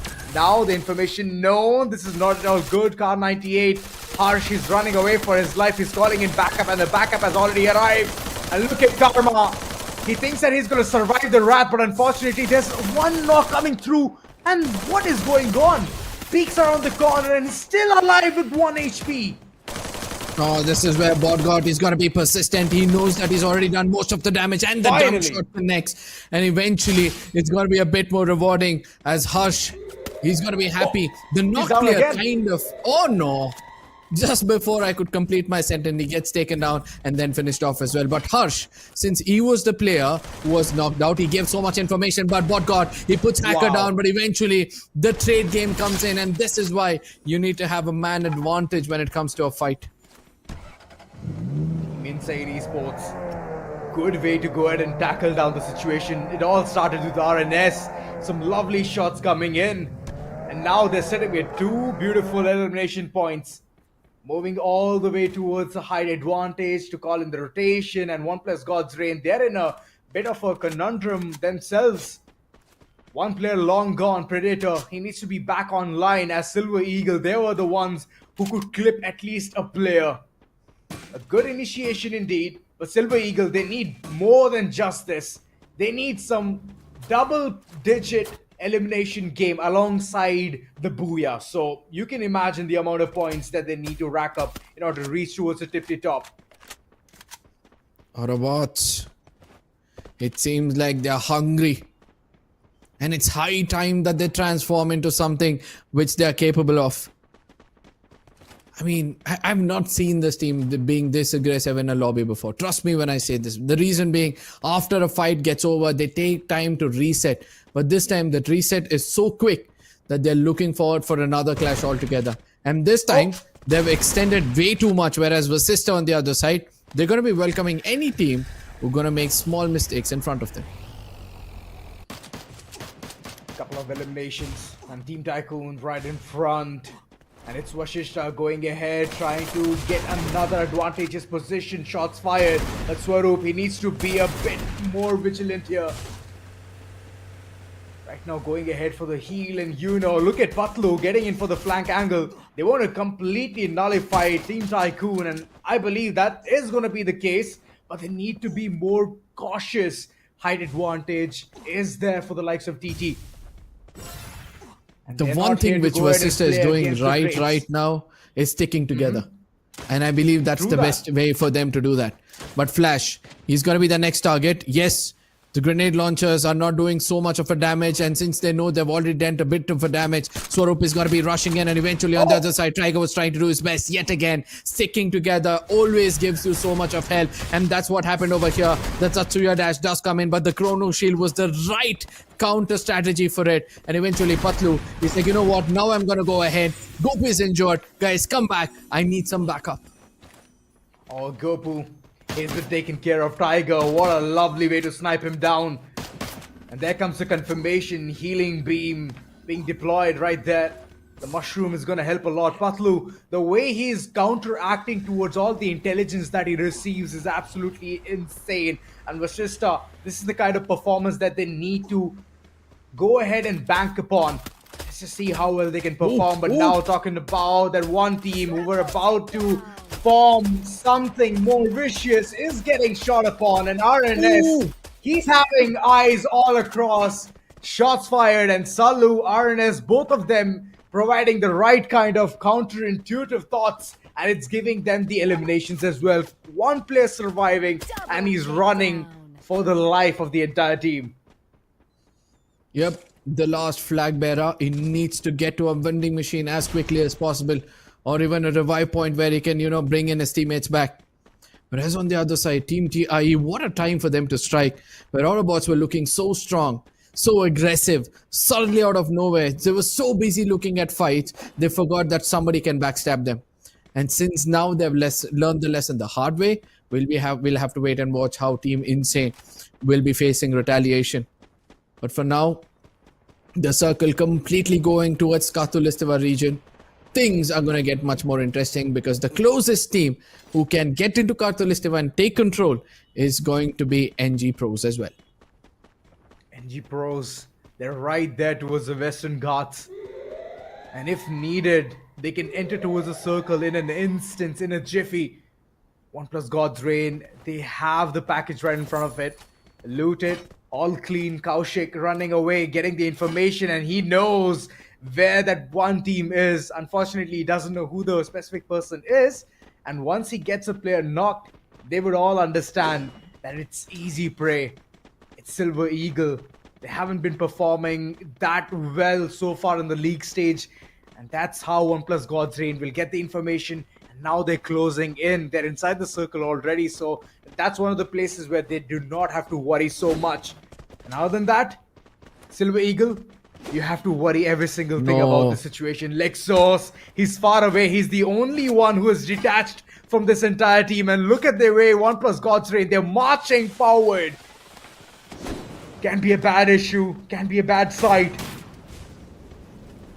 They need to be careful. Ayush holding that AC-80 was not able to connect any kind of shots. But on the other side, the retaliation has been stronger. Windsmoke trying to enter over here will be getting caught at, but Kaushik on the other side is going to be using the grenade launcher. He's going to get in closer into the face of the opponents. Ayush, I wonder what he was doing, and then eventually he's going to be paying a very hefty price for it.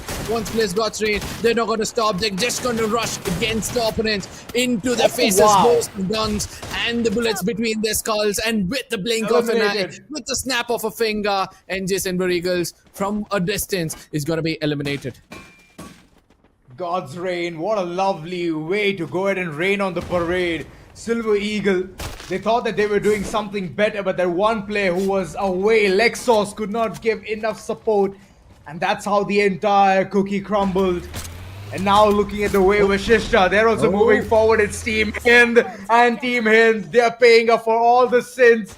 They're inside the compound thinking that they're safe, but it's not going to be the case. As Vashishta, they are being shot upon, but look at the retaliation. So good, so clean, and Peak being another place where this fight has initiated. Karma needs to be careful. He needs to heal up before they're coming closer, but I don't think so. That's going to be easy as one of the players gets taken down. Said location is also going to be compromised. He's going to be pounced upon from two different directions. And Swaroop, he wanted to go in for a melee elimination, but eventually the vending machine is going to bring back the fallen comrade. Sid on the other side, he also gets eliminated. 7 eliminations, and Vasista have slowly opened up. Oh my god, there's still one player who's alive. Jaguar. He needs to bring back the entirety. Abhay? Oh wait, it was Abhay, sorry. And now Jaguar is back. He's very close to the circle, Katlustiwa. But here's the thing, right? So many teams surrounding him is going to give a lot of drawbacks to that overall location. And now, talking about that one knock, which soon could have been converted, RNTX, they've made things very slow. Being shot upon from so many directions, OnePlus God's Reign, what can they do in this dicey situation? They're choosing to retreat. They made a cocoon right outside. And there you go, the launch pad. In order to run away from this situation. And one player, he's way too low. What can he do? Can the team provide the support? I don't think so. As OnePlus God's Reign, somehow they have formed a band, and RNTX, they are the ones who are retreating. They cannot take this battle. If they go in, it's a 4-way death. Kaushik needs to be careful. But a very clever glue wall is going to give them much more breathing space. On the other side, I see a grenade being held, but I don't think so. It's going to be easy as a player gets taken down. Kaushik from one side. It's going to be Lewis trying to get in closer. He's going to be punished for that. Whereas on the other side, KD God, can he do something different over here? Kaushik immediately gets revived as well. Autobots at a distance gets decimated. And OnePlus God's Reign. This is the most clinical fight I've seen so far. RNTX as well as God's Reign, both of them trying to play it as safe as possible. Windsmoke and Manish from one side, Predator and Kaushik from the other. Same goes for a 2v2 split. Sahil and Lewis, Wolverine and KD God. Which among these players will be striking first? That's a question which soon will be answered either by SA12 or by the likes of OnePlus God's Reign itself. They have the upper floor, and underneath it's going to be landmines. It's no man territory where any and every person is gonna get decimated. RNTX, Lewis outside trying to get the information as NG. They're also making the way towards this entire vicinity. Look at the way they are being so promptive towards the information that has been provided. Vulvin, he has been taken down. One mishap is gonna lead to a big fall. It's a dominoes fall that I can see. It's a one-on-one trade that has already happened. And And now RNTX alongside OnePlus God's Reign, both of them, they have kept the cool, calm collectiveness for a really long time. And now every single thing is falling apart. The world's decimated. And every single place you see, it's shots being fired. Either from the likes of NG or from the likes of RNTX. And OnePlus God's Reign, in the midst of all of that, they have been taken care of. RNTX, they have very less people to survive, and Lewis, he's been taken care of. Sahil being the last man standing. What can he do? Now it's important for them to get inside the circle, because the circle, the center of the circle specifically, is completely stacked up. We can see SA12 from a distance as they'll be witnessing all of these fights take place. Lewis in a very low HP tries to get into the circle, and NG struggle on the other side. He's ready to welcome anybody into the circle with open arms, and he's going to be crushing them down as well. Persista, they also try to escape from the wrath of SA2L, and they don't even breathe anymore. And what's happening from here on is complete decimation, as most of these teams alive in this lobby always rely on getting eliminations, and from here on it's all about the storm, as the calmness is now over. I mean, he's still alive, but the skin of his teeth, he needs a revival, but I don't think so the revival is going to come through, as the circle has dealt the damage upon him. SA2L, they have the height advantage. Talk about Car 98, they themselves have a really nice vicinity, and I believe Team Tycoons, for now, they've been thinking for this for so long that I wish I could receive that compound. It would have been a really nice stance. And that's where Car 98, they have the entire view of what's happening in this location. Right behind them, there's Team Insane. Yep. What can they do? Now, the most important part is, what is Team Tycoon's going to do in this situation? Flash, he's been surviving. And K98, they have no clue. Manu has no clue. Team Insane from the other side is slowly coming in. So, I believe that, SA2L will look forward to, have a divided attention due to which they might have some kind of an issues. Hush gets taken down. And yes, he's going to be shot at from two different directions. K98 as well as Team Insane. Which of these teams are going to be walking away with maximum eliminations? We'll have to wait and watch, because NG Pros are now looking forward to enter the circle. And if they also make it through, then it's going to be a big war which is going to take place in the center. This is a bad sign already. Marvel being the last man standing, he's running away for his life. Oh, sorry, Licky is also alive. And if this happens, if they go ahead and clutch it out for the team, coming into the picture, height advantage. This team is still looking like they can go ahead and take a lot of punch moving forward. NG on the other end, they are taking the fight against Car 98, and so far they're looking clean. Man count advantage, and look at that, Car 98 army, they have been decimated from the likes of NG Pros. This team has banded together. They already have 12 total eliminations, and that's the kind of start that they needed, and finally they have received it. On the other end, we can see Team Insane locking horns against SA2L, and SA2L, for now, they haven't been so explosive. Shots fired, and that one person who thought about going ahead and flanking the others has been taken care of, and SA2L, they have been taken care entirely now. Team Tycoons, Flash, he's been that sneaky little snake, slowly slithering his way into the circle. And all of a sudden, Team Insane, they realize that Non-Stop Gaming is on the other side.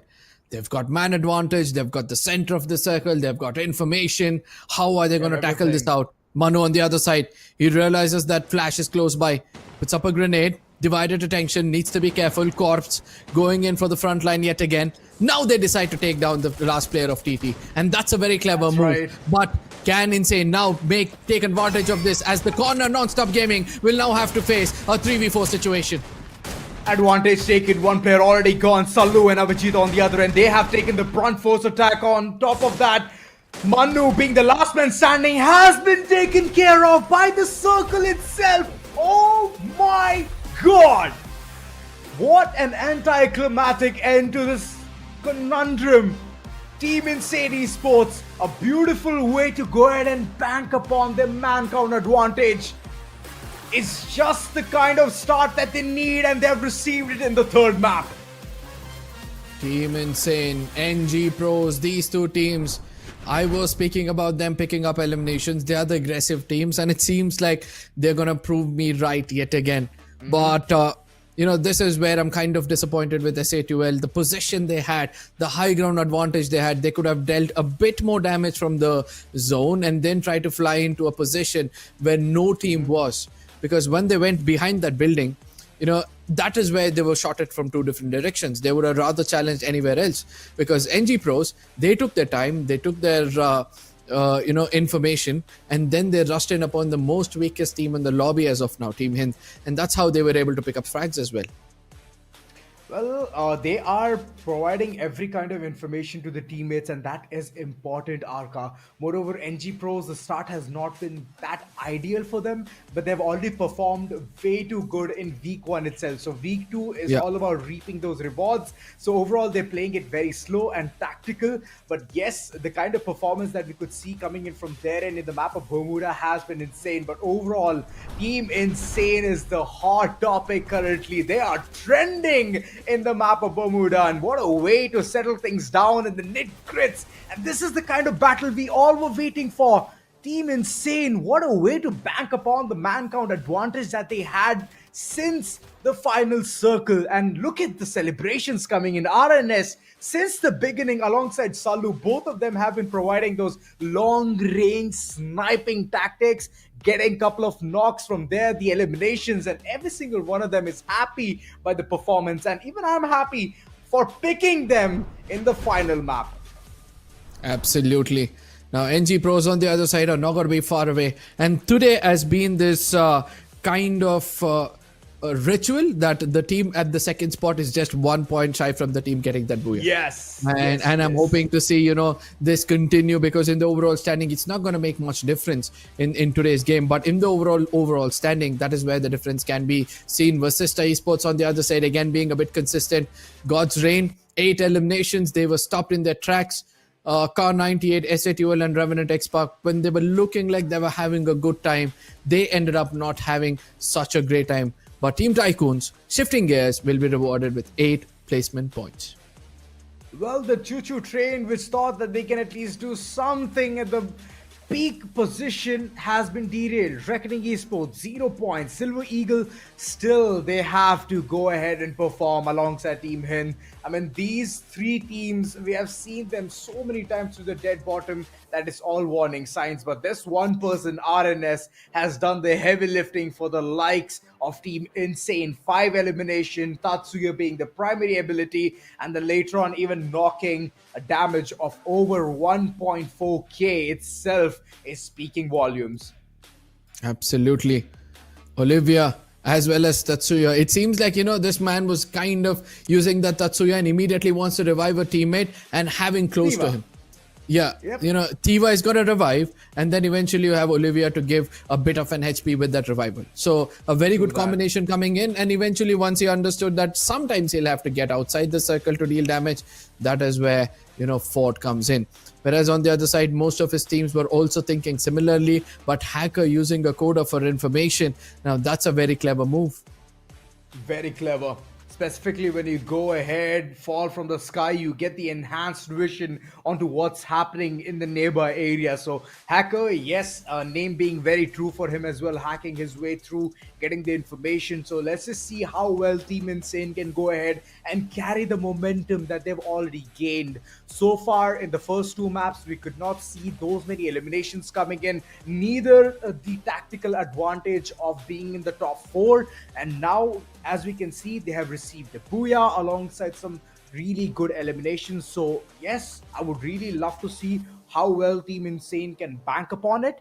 Alongside their entirety of passive and active skills are looking very promising. It's like end game perfect. Absolutely.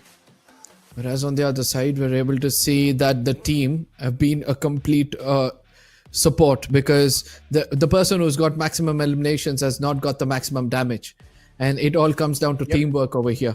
7 assists coming in from Salu shows that he's going to be the best supporter for the team so far. We've got 5 assists coming in from Avjeet as well. Avjeet 18 with 1553 damage. I really like it when they use Coda, and combine it with something like Beastin. Because those throwables, like, you know that through the wall you get to know where the players are, and then you're going to use the throwables. It's been enhanced. You have so Alvaro. yeah, Alvaro is going to be Alvaro there. as well, everything works. Yeah, it's a very, very good combination coming in from their side. And moreover, here's another thing, right? Look at that Grenadier, they have even support, they have even Sniper, alongside they have a Rusher as well. So all 4 boxes have been ticked from the likes of Team Insane. It's just that the team composition, where it's so good, right? Then it's about your entire chemistry on how you have to perform, and that's one of the places where Team Insane has always been lacking, the chemistry of the players. So let's just see after this one booyah whether the confidence is going to skyrocket or it's just going to be the vanilla gameplay which we could see since game 1. Absolutely. But ladies and gentlemen, we are going to be heading into a short break. Time for you guys to share this link with your friends so that they all can come in and enjoy the Free Fire Max action taking place over here. And also, let's not forget to like this stream. See you guys on the other side.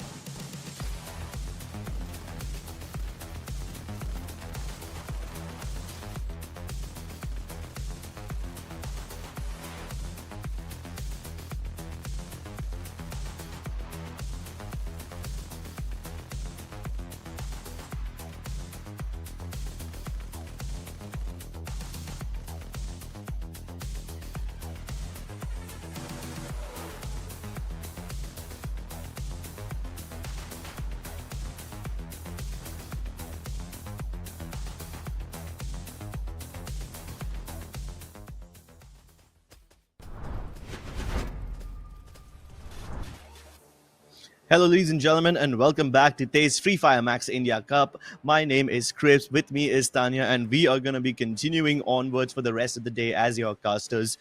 3 games so far have been extremely intense, and while there were some usual suspects who came out on top, I, for one, was actually surprised when Team Insane managed to win the Booyah in the last game. What do you think about that, Tanya? Do you think they can actually continue on this path?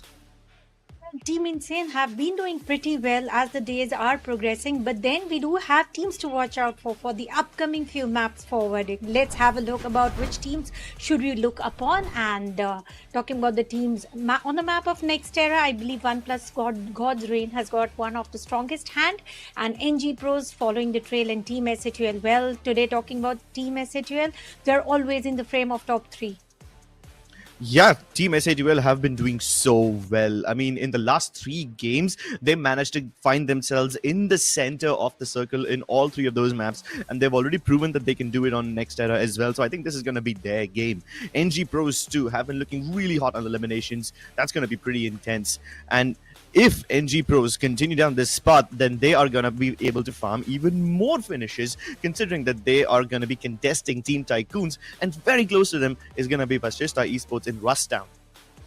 Well, Museum is also going to go ahead, start off the bat. RNT, X-Park and Team Insane. Zipway will be also a place where I particularly feel non-stop gaming should be the dominant one on that particular end. And the drop points have been distributed very nicely, but will Flight Path be supportive enough for them to land each and every drop points as and when? And drop points or not drop points, which teams do you think, Crips, that they are going to go ahead and might take away the Booyah in this particular map? I, for one, definitely I'm going to put my money on NG Pros, because these guys are good in every single map. I see that even you have gone for them, so it's a pretty obvious pick over there. Same with Revenant X-Park. While I believe that they are not as firepower dominant on this particular map as NG Pros, I do think that they can still give them a run for their money. But OnePlus God's Reign, I have a very different opinion about them.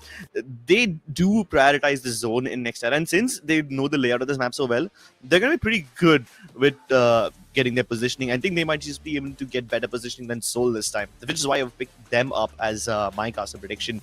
The only difference between our prediction is Reckoning. Why do you think Reckoning is going to do well in Nexterra? Well, Nexterra is equal to the time of eliminations are multiplied, the revival points are multiple, and that is exactly where Reckoning are strong at. This is their exact strength, if elimination is the key. And let's see if that is going to happen or no, because ladies and gentlemen, you are all welcome to watch this particular map of Nexterra for TEZ FFMIC India Cup 2025, and Flight Path is all set to go. For the trajectory, we'll get to know soon. Yep, and because this flight path is mostly cutting through the center, going from Mudside to Museum, teams should be able to get to their designated drop points. But I already see that there are a couple of teams who have dipped out and changed positions. We are seeing OnePlus God's Reign and Mortar Ruins, which isn't something we expected, and NG Pro surprisingly aren't contested in Zipway at all, so they can take over Rusttown as well by spreading out. Well, my eyes are totally upon Intellect Center, where K98 and SHUL are already up against each other, and they are already lead being spread here and there. A long range support trying to come in from the side of X Divine. Let's see, is the support going to be strong enough, because it is all about XM8. Sure, it does work good for the mid-range fights, but he's looking at a position where it is a long-ranged fight. Circle is also pretty helpful to each and every team. And here we go. Already there is some sort of eliminations happening, but not on the grounds of Intellect Center, but it is going to be Team Tycoons losing Flash and reviving him as soon as possible. That would be the first priority for them. But before that, it is going to be first elimination coming into the hands of Gopu OP. And Gopu OP has already begun his elimination spree, and he's beating down on the team that needs the point the most.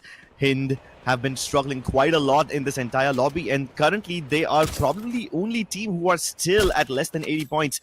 But Team Hind, they have a chance to bounce back over here if they manage to get these early eliminations. Take a look at that knock from Jaguar. He gets the shot onto Amin. He almost managed to get the shot on Gopu as well, but Amin will be rushed pretty quickly. He can be brought up back on his feet. easily covering the distance between his fallen teammate with the goo walls. Team Tycoons have absolutely no trouble putting the pressure back on Karma, and the overwhelming amount of bullets means even the goo wall won't be able to save him. Blue Wall can't save him because one of the teammates will also have Skylar used, and if they use the Riptide Rhythm, everything is gone. Coming back towards towards Intellect Center, we do get the Silver Eagles. They're closing in against Team Car 98. I don't think that's a safe bet, but they're ready to pick up those challenges, and they're not forced to do so. This will be used from side of Space In to deliver more damage. And here comes the push, here comes the aggression. Is Sid the lone survivor on this particular ground? Yes, indeed. There's a massive split of 1:3. He's going to use the glue wall and jump out of the balcony, and he's on the safe set right now, going in, out, and center using the nailers. But those are not going to get helpful, like so it will spot him and take him down. Vending machine nearby, Harsh will bring him back, but the loot that he procured on the grounds of Intellect is all gone, and Team SHUL, they have just hopped in. Team SHUL never left. These guys have always been here. In fact, when NG Silver Eagle started to come closer, that's when SHUL were like, okay, let's try to cut out of this place. Let's hold our spot, see if they come all the way to the center of Intellect Center. And even if they don't, they will find you and exterminate you. This 2-2 split for Car 98 Army really hasn't worked out. BotGod and his teammate Sol were China away from them towards the northern end of Intellect Center, and only a two-man unit was fighting the member of NG Silver Eagle. So when NG Silver Eagle decide to dip out, SHUL can easily take up that spot, and they'll be like, thank you so much, you gave us few eliminations, all of them for free. Meanwhile, back in Decker Square, Autobots are putting down the screws on Team Tycoons. And keep in mind, Team Tycoons almost eliminated Hind almost just now. Hind is still down to their last man. But now Autobots are here to capitalize on it as well. And even Vasista Esports are stepping into this. This has just gone from a two-team fight to a four-team fight. Now it looks a little heavy, it looks a little messy, and it's going to be one of the players with AC-80 on long range duel. Let's see if that's going to be any helpful for them or no. But for now, what we see is Deca Square. Autobots trying to get the safe bet, are not safe anymore. Team Tycoons just above them, trying to use some troubles. But still the rush comes in, two players goes against one. No, it was a very hefty rush that they decided to go for, losing players like these two players already down on the knees. Mysterious will not be saved as well. Mac will be the last ray of hope. He survives. He manages to move out of it. And Team Tycoons, they were strong enough to stop this sort of an aggressiveness, this sort of a push taken against them. And it was out of the structure. Nobody can go ahead with the push all the way from bottom to higher ups, where the vision is better on the upper grounds, where the throwables can be introduced from the upper grounds. And if you tend to take these sort of steps, you lose a lot. And Autobots almost lost their entire lives, but Mac will manage to get the rest on three of his teammates. So now Team Tycoons have a new opponent, and this opponent is not going to take it easy on them. But Vasista Esports might just have bitten off a bit more than they could chew over there, losing their players as well. Elsewhere, Team Hind, who were down to a two-man unit, are down to 0 now. They've been completely eliminated. But Team Tycoons are spreading out quite a lot. Take a look at this rush by Flash, because he's doing well for himself. He just managed to get a knock and confirm as well.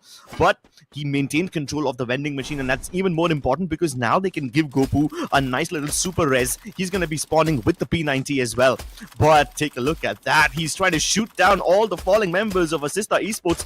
Butlu manages to scrape past him just by the inch of his just within the inch of his life, but he also will be downed. Nice nade. Can they actually manage to get him back? Once again, Hitman has been plugged in the moment he got finished off. It's almost like they were waiting for him so that he could be eliminated so that they can instantly res him. Team Tycoons have definitely picked up the best of the momentum. Swaroop trying to go escape chase out of sight, but Flash is going to spot him, take him down. Not only him, what a flick that was committed, and here we go. Team Tycoons with a total of 12 elimination points, and the flick that he managed to connect after taking one of the players down. It was very quick coming in, and the grounds of Deca Square all belongs to Team Tycoons, but the Circle is also going to take a shift. Is it going to be supportive? Nah, Circle never supports anyone. Yeah, but they heard the teleporter. They just about got their sound cues on 1+ God's Reign, who are currently trying to escape. Windsmoke in a little bit of danger. Kaushik trying to provide some cover fire from afar, but he's attracted the attention of both Flash and Armin. Nice Skylar ability, and he uses the dash as well to go in. Windsmoke connects the first shot. That's Flash on the ground. Manish, he's also going to connect shots onto Amin. Team Tycoons had such good momentum going for them, but now they're falling apart. Manish doesn't even let Gopu escape. Puts a bullet straight through his dome. And Team Tycoons are almost wiped out. One player remaining. Can he get away from here?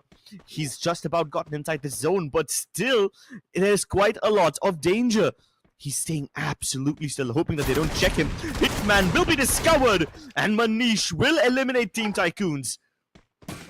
That one single teleport, that was the biggest mistake that they committed, and they are being punished. They are already punished for the same. Deca Square now belongs to no one at the point, and vending machines nearby, OP God's Reign, are going to bring in whatever they can, and they will make sure to go in towards the circle.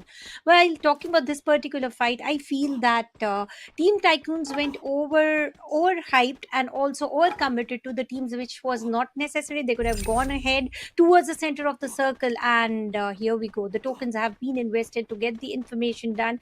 And what's the information as of now? Nobody is nearby, but there's one tuk-tuk. Is Kaushik going to use it, or he's going to go by foot? No. It's all about launchpad now, Crips. Now let's see, are they just like the teleporter landed Team Tycoons wrongly? Is it going to be the same for Team OP God's Reign, or are they going to do something else? Hopefully they land in a relatively safe spot. Hopefully not in the crosshairs of their opponents. It's kind of funny that OnePlus God's Reign have to tank a little bit more zone damage, go further away to use that jump pad so that they can completely move in. But they don't seem to have any people who are like actively gatekeeping them. So that's pretty good. Revenant Tech Spark, on the other hand, Autobots, they've got Wolverine down on his knees already. Sahil also getting targeted by all that utility. They managed to res him. Nice use of the Chrono Time Turner. Lewis returns fire, and that's Mayank down. Revenant Tech Spark might just turn this around. Mac trying to get an angle onto Katie. God will not be able to connect just yet, but his teammates have spotted the rest of the Revenant Tech Spark members already climb up to the house. The zone advantage with Autobots once had, they do not have it anymore. Max still trying to get that off angle. Can't exactly provide cover onto the three-man rush coming from Revenant X-Pac indoors. Now it's just going to be after the shotguns. So here already down. And Mac, while he was hoping that he can provide cover from afar, will have to once again plug his teammates back in. This is the second time Mac has escaped, and he's been the lone survivor. Twice he's had to plug his teammates in. He managed to do a three-man res previously, but now he's only got 200 coins, so I don't think that's going to be possible anymore. So first he has to make sure he goes in for the hunt, token hunt, and then he might be able to revive at least one of the teammates. Sure, the lone survivor and also the destiny writer for the team right now, Autobots. Let's see if Mac is going to turn the destiny for them. But right now, Silver Eagles, Ayush has got some good crosshairs set against Sid. Sid is having a prone position. Indeed, it's not prone, it's a crouch position where he doesn't wish to reveal himself. He wants to hold himself, and it's fine. Treatment gun will be immediately used. It's a 4v4 situation on the grounds of Boxing Ring. Reckoning versus Revenant X-Spark. And just a tiny bit of Boxing Gym that's still inside the zone, so Reckoning will claim that for themselves. Revenant X-Spark, while they have a slightly more forward position in the zone as compared to Reckoning, don't really have an incentive to get out of that compound and start fighting Reckoning over here. I think they will peacefully coexist as unruly neighbors for the time being. The people who might get in trouble because of this might be teams like OnePlus God's Reign, because they are just starting to take their positions towards the eastern side. But take a look at that. In the next zone, they will have to go through quite a lot of open area before they get to anywhere close to where Silver Eagles are right now. Silver Eagles have a relatively more centric position inside this zone. So I think a lot of teams will eventually pounce upon them, but they can enjoy this moment of peace for the time being. Yes, well, this word doesn't exist when it comes towards the battle royale for Free Fire maps. Yeah. It's just a breather and a tiny bit of a breather, and the teams will start to push in. Vashishta Esports, very low on HP, and they're going to be taken down by the zone if they don't try to launch themselves on time. And the crosshairs were well set against Swaroop, and Botward will use it as a perfect timing and get some elimination points secure. Team SHUL all the way from Intellect Center towards the center of the circle. It was a good long journey taken, but how long will this journey last? Team Insane trying to push in with the introduction of Throwables first, a good way to enter, a good way to push in. But look at the angle, Divine into a very sleek corner angle where he might not be spotted if the teams just try to aggress him. Riptide Rhythm will be used as well, and here comes the rush. Avijit deciding what should be done, what not. And it's going to be Avijit again trying to hold the position. 4 players on the second floor, 2 on the bottom and 2 in the middle. It's going to be a good split, but nobody is initiating the fight. And as soon as I say that, Throwables coming all the way from second floor towards the lowermost floor. Yeah, but once again, this is just going to be an attempt to burn the utility of Team Insane Esports. They will have to use quite a lot of it if they want to invade SATUL above. But you know what? SATUL are like, nah, we're going to keep you out of here. Just blew all that entire area off. Meanwhile, OnePlus Godsend weren't able to find a space for themselves, so they've been eliminated. But now Insane Esports try to come up that narrow choke point, and they're gonna get shredded. It's like walking into a meat grinder. But from afar, from the windows, Car98 are taking the shots onto SATUL and actually scoring knocks. This might just have helped the members of Insane Esports if they were able to capitalize on it, but they're too busy just licking their own wounds, cutting their lots of shot. Salu has no choice but to just stay down there and mind his own business. But SATUL are gonna go downstairs to find him, and now they need to exit this house as well. Car98 is going to take shots at them. Salu escapes that house before SAT will step out, so he's going to pay the price first. He gets eliminated. Meanwhile, on top, NG Pros have to scale in the distance. They can continue staying up on top over here against Reckoning Esports, but Reckoning have way too much heat to handle. Even Renault Xbox is trying to climb up from the other side, so they will have their hands full over here. But this is good news for Car98 Army, because while NG Silver Eagle are busy, they can invade into their house. They can jump in. Let's see who's going to jump in at what time. Right now, the bridge, the rail tracks are totally contested by 2 teams with all the throwables, grenade launchers, and mines are also being set from the side of Roneth. Reckoning Esports flashbangs in use. Circle highly contested. A team SHL will also make sure to jump in to grab some elimination points, but Arsh looked a little too greedy. He will be spotted and taken down. Umar will also low on HP. Likhi down. It's a hard time for team SHL. Silver Eagles will just climb the stairs up when NG non-stop gamers are waiting for them, and this is the time where Vashishta will be eliminated. So does Team SHUL. It is all about Silver Eagles versus Car98 trying to contest this big wooden row house. Yeah, and the triple story wood house has been under control of Silver Eagles for quite some time, and that's exactly why they should be able to farm up so many eliminations. But they weren't even getting into those fights. In fact, it was SATUL and Car98 that was stealing away most of the finishes from not just each other, but also every other team who was trying to contest them in this corner. And now this particular house is the last house that will be forced to evacuate when the circle hard shifts once again. The teams that will have to move first are Remnant X Spark and NG Pros, but Car98 and Silver Eagle, they're getting into a very preemptive fight a little early for my taste, but let's see if they can actually survive this one or not. The upstairs area now getting invaded. They're just using the glue walls hoping to block them out, but Silver Eagles seep through, and now it's just a 180 battle of shotguns. Who can break whose ankles first? Botgod finds a corner for himself outside this house, and he tries to stick the res, but Somi has taken over the second and third floor. Silver Eagle now control the top. Meanwhile, NG Pros, look at that! What on earth did Cropsy just do? Did he just get a triple elimination onto Reverend Xbox? That was ridiculous!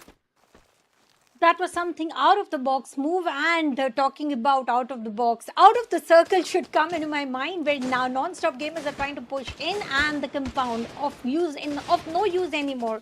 Throwable from everywhere, but on the course, look at K98 Botgod, who is just solo survivor, lone wolf, trying to survive as long as other teams are busy fighting with each other. He's trying to get those extra placement points, and he manages to pull it just about right. Solo survivor reaches the top 3, 13 elimination points for team NG Pros. And talking about Reckoning Esports, they're surviving, sure, but talking about elimination points, they are very, very far away as compared to whatever non-stop has earned for themselves. And Car98's last man is still going to survive. He's waiting for other 2 teams to still fight. His strategy is working about right. And as soon as I say that, nobody can escape Manu's bird view, eagle view, or the pixel view. And he was taken down. He was shot down. And so does other player coming in from the side of Reckoning Esports. Struggle will manage to take down Roneth as well.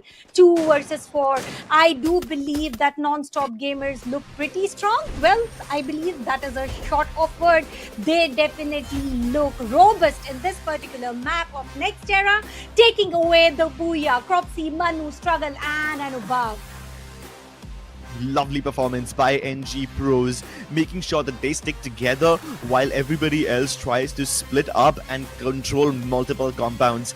There was a battle between NG Pros and NG Silver Eagle where both the teams had very different strategies. Like the Silver Eagles decided to preemptively send two of their players into the zone before the rest of them made their way through, and they thought that it would be a nice gamble, it would be a nice insurance policy to split them up. One half of your team focused on survival, the other one focused on eliminations, but it did not work out for them. NG Pros, on the other hand, even though it looked like it was going to be a very rough battle for them, managed to win just because they eliminated Revenant quickly enough, because that was the only team that can really just throw a spanner in the works for NG Pros. The moment they eliminated Revenant Xbox, everybody else was going to be easy work for them because the rest of the teams were weak. Revenant Xbox had all four of their players alive, and they were the ones pressuring NG Pros the most. The path was totally clear to bag a booyah, and they did exactly what was necessary. It looked like a tough job. Let's be honest. The circle was not in the favor. They did not have any compound to work with, and still they managed to pull the triggers just about right in time. And the Manu trying to figure out where's the last man standing. He gets that trigger connected, and he got that elimination point as well. But they did not end up like it was to turn it to a 1v2 situation or a 2v2 situation. They made sure they survived as a squad, and numbers always matters. When you have the army strong, your team makes sure that they grab a booyah. And talking about the prediction scripts, we do believe we made it right. Non-stop gamers were spotted in top 3, so did Reckoning Esports in top 3, and Revenant would have been there if at all NG Pros wouldn't have been eliminated. So I personally feel that the predictions we made were pretty clean. Yeah, I think both of us got NG Pros right, and that's great because NG Pros have almost always thrived on this map. We knew that they were one of the teams to look out for, and now they've proven it twice over. I do believe this might just be their second booyah in this particular map, so that would be crazy. And you know what else is going to be crazy? That final shot. I want to see a replay of that battle. I really wish we got to see what happened between NG Pros and Revenant Xbox as well, because I believe Cropsy got a triple over there, and that would have been nuts if we saw that. But this is a battle after they've already eliminated Revenant, and as you can see, Reckoning were already trying to move in near this yellow crane area. Two of the NG Pros members were already on top of it. The others were spread across the tree line so they could help out, but they were not so spread out that they will get isolated individually, which is why I think Revenant Xbox and Reckoning also struggle against them. As you know, that Revenant Xbox love to do those two-man splits. Wolvin usually leads the charge in that kind of a situation, but this time that split didn't work out, and NG Pros get that booyah. 29 points with 17 eliminations. That is a big number. Also, huge props to Team Tycoons. They might not have any placements, but they were doing so well. They almost eliminated 3 teams. 12 eliminations for them. I believe they almost wiped out Autobots, wiped out Hind, leaving just like one of their players alive. So great game from them as well. Yeah, and no elimination points or no points for them. And talking about non-stop game NG Pros, they have been very good. And talking about top 3, well, bullseye. I did hit a bullseye on Nexterra. All 3 predictions just on point and right. Let's also have a look at the other stats about the team. Well, overall leaderboard will come in handy. NG Pros getting the position 1 with total of 74 points on their name and 1 plus pods reign. Will step down from that position. So does Team SHUL. They're going to get 1 ladder down. Car 98 Army are being strong enough to hold that position. They are stable enough to do whatever that is needed by far. Reckoning Esports also leveled up with that sort of a play. But position 2 to position 4 is a little heavily competitive area. Early to get eliminated is also equal to getting pushed down furthermore. Yep, and the teams who are currently being pushed down are teams like Silver Eagle and Team Hind. They've not done well today. Team Tycoons, while they did step up in this particular game, still towards the lower end. But now it's time to appreciate the teams and the players who've done really well. And the person who has to be praised over here, Cropsy. 5 eliminations in this game. He was already the second highest fragger of this tournament so far, and now I think he might just have taken the number 1 spot by getting 5 eliminations in this game alone. He should be pretty close to breaching the 40 elimination marks as a player by himself. Well, talking about Cropsy and his gun, AC-80 is one of the topmost picked gun by far, and Tatsuya is totally picked up 198 times in the entire lobby. And let's have a look at the Booyah team stats about what has each and every team picked up for the perfection of the execution and scoring the number one position. Oscar by Anubhav. Oscar has already been picked up 290 times already, and way more considering today's pick of Oscar, followed by Skylar and Chrono. Chrono as well has been used 128 times. So it's not something very unique that they are doing. It's just that they are doing it with perfection. Yeah. And that perfection is something that NG Pros can deliver every single time, which is why they are one of the best teams over here. It's not just the fact that they can get booyahs repeatedly, but even when they don't manage to get the booyah, they almost always have a high elimination game. And that's exactly why this team is to be feared. Take a look at these damage numbers. Almost everybody north of the 2000 damage mark. And even when Struggle has somewhat less damage than the rest of his teammates, he's more than made up for it by getting eliminations. And I think that is a great contributor. What a performance. Just consistent all throughout.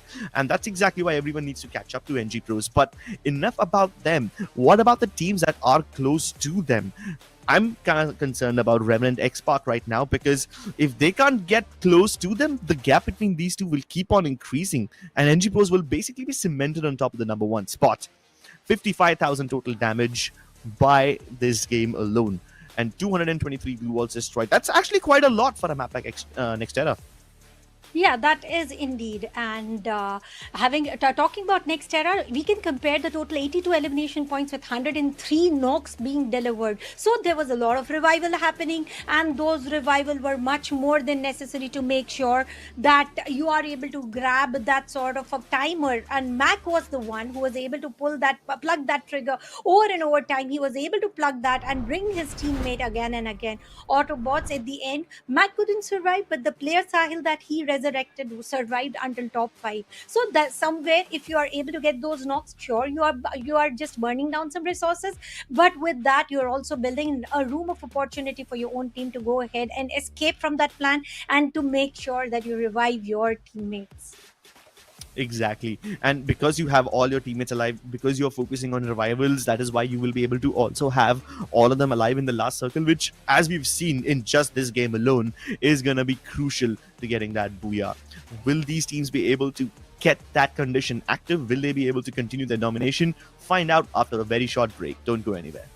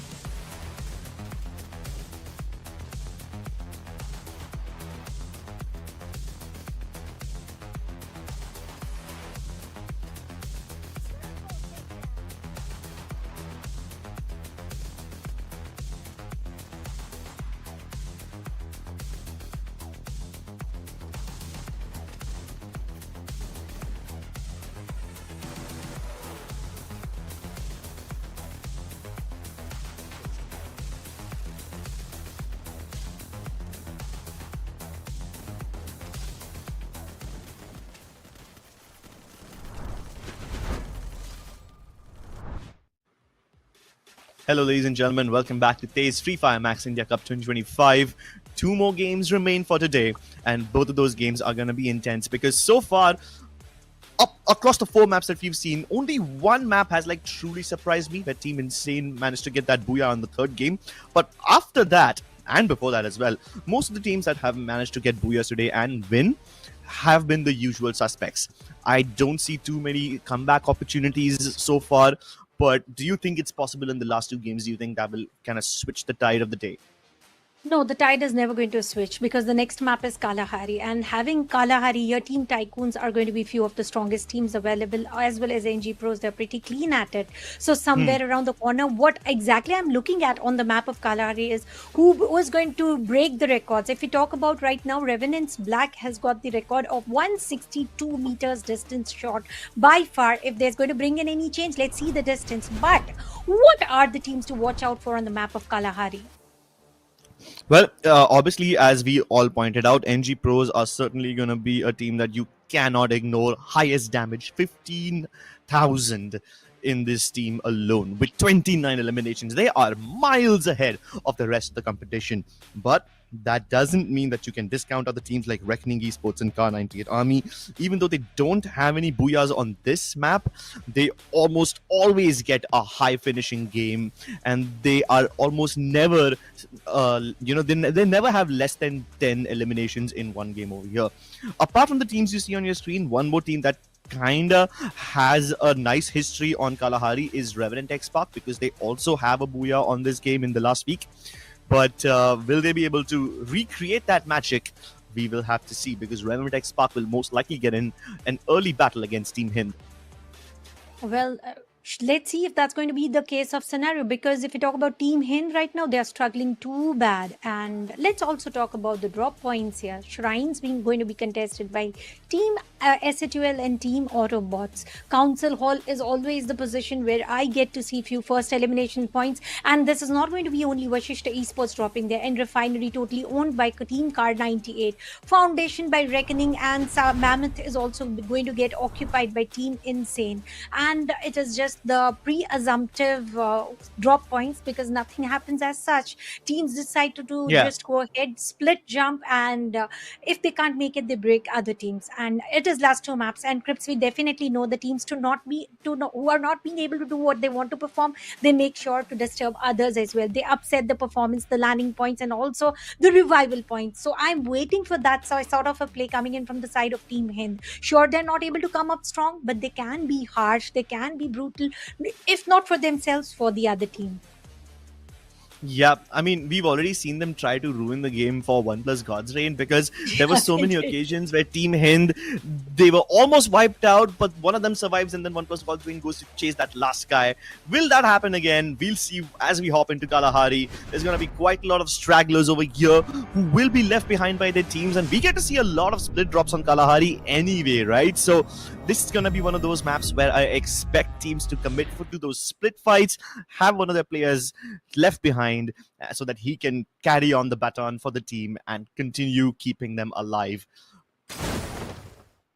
Who is going to be surviving until the end, because Booyah goes to the survivor of the fittest, no matter if you are 1v2 or 1v4. Refinery was supposed to be held strong by Kar98, and nobody is sharing the grounds. Council Hall will be totally contested by Vashishta Esports, but the Stone Ridge look heavily contested. But before that, look at Mammoth.